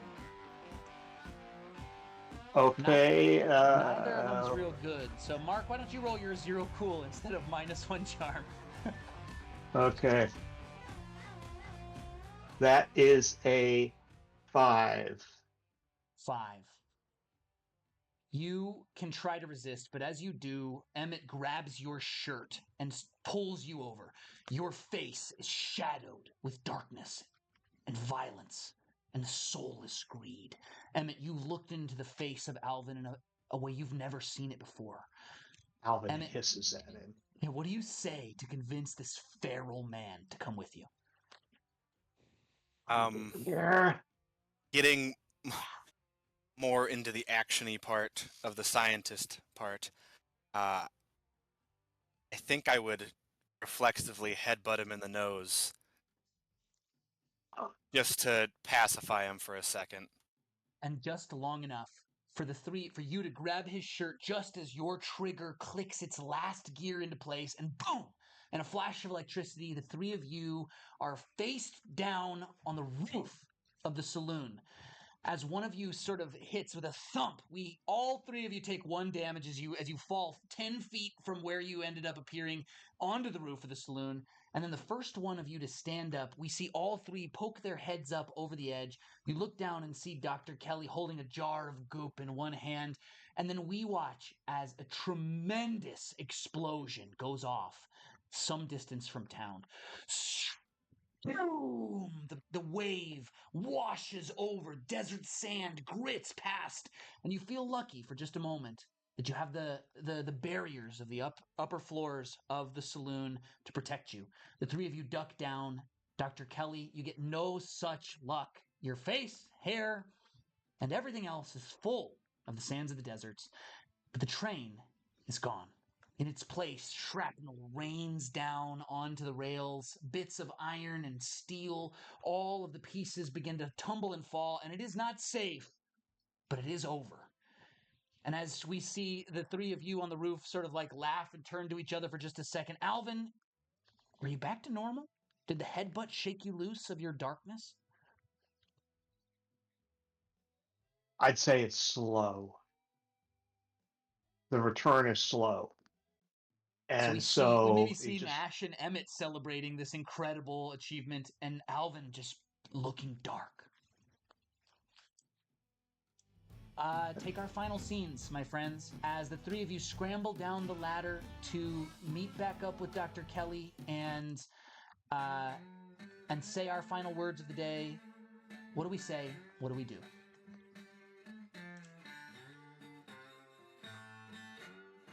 as they stand there for a moment, Alvin does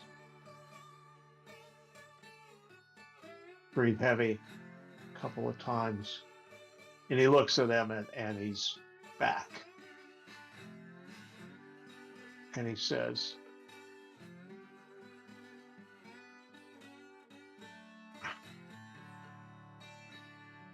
"Thank you." And I would. And he turns and walks away from them.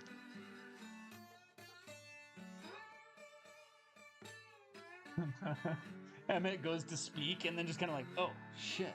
So we see Emmett, Nash, and Dr. Kelly. Final moments here as we watch Alvin start to walk away, his steam rising off of his anger head. Where is the glass container of the goop? We see Dr. Kelly holds it, in Dr. Kelly's hand. I would say we should look into that. Because he has seen some things today that he can't quite explain through science yet. So he would say our work isn't done. Nope, it sure ain't. Here, you can hold the glass jar. Let me fix your nose real quick. Yeah, I'll take the onion nose. Bonesaw out. Nash, you've got the final words here. What does our host do to send us home? Yeah, I think Nash looks at the jar that has the bug in it, and there's like the shot is him looking the opposite direction in the railroad, and this most likely is the last time these hunters will see Nash, as his bug is sending him elsewhere to figure out something bigger than the crossing. So we see the jar, the wriggling form inside. You tuck it back into your coat, and the first dusty steps. As we pan out of Perdition's Crossing, we see Nash walking off and down the road towards wherever is being driven next. And we watch Alvin. Take us out, Mark. Where does Alvin go to brood? Back to the tavern? He goes back to the tavern, yes. And then he stops in the doorway.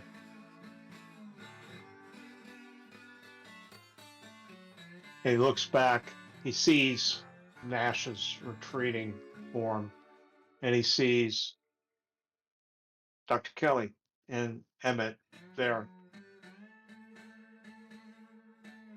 And while he doesn't turn and walk towards them, he does turn and face towards them, as if waiting to see where they'll go. We'll cut the credits.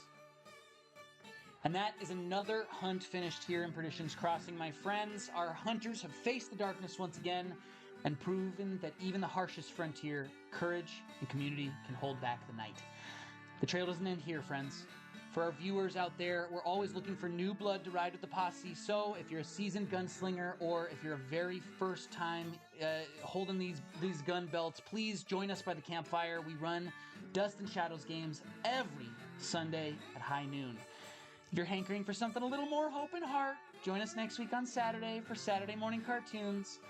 But until this train rolls around again, keep your powder dry, watch each other's backs, and remember, in a world full of monsters, sometimes the only thing standing between good folks and evil is someone willing to draw the line in the dust. I'm going to spend some time with my players, but I'm grateful for everyone who came to watch. Thank you, and I'll see you next weekend.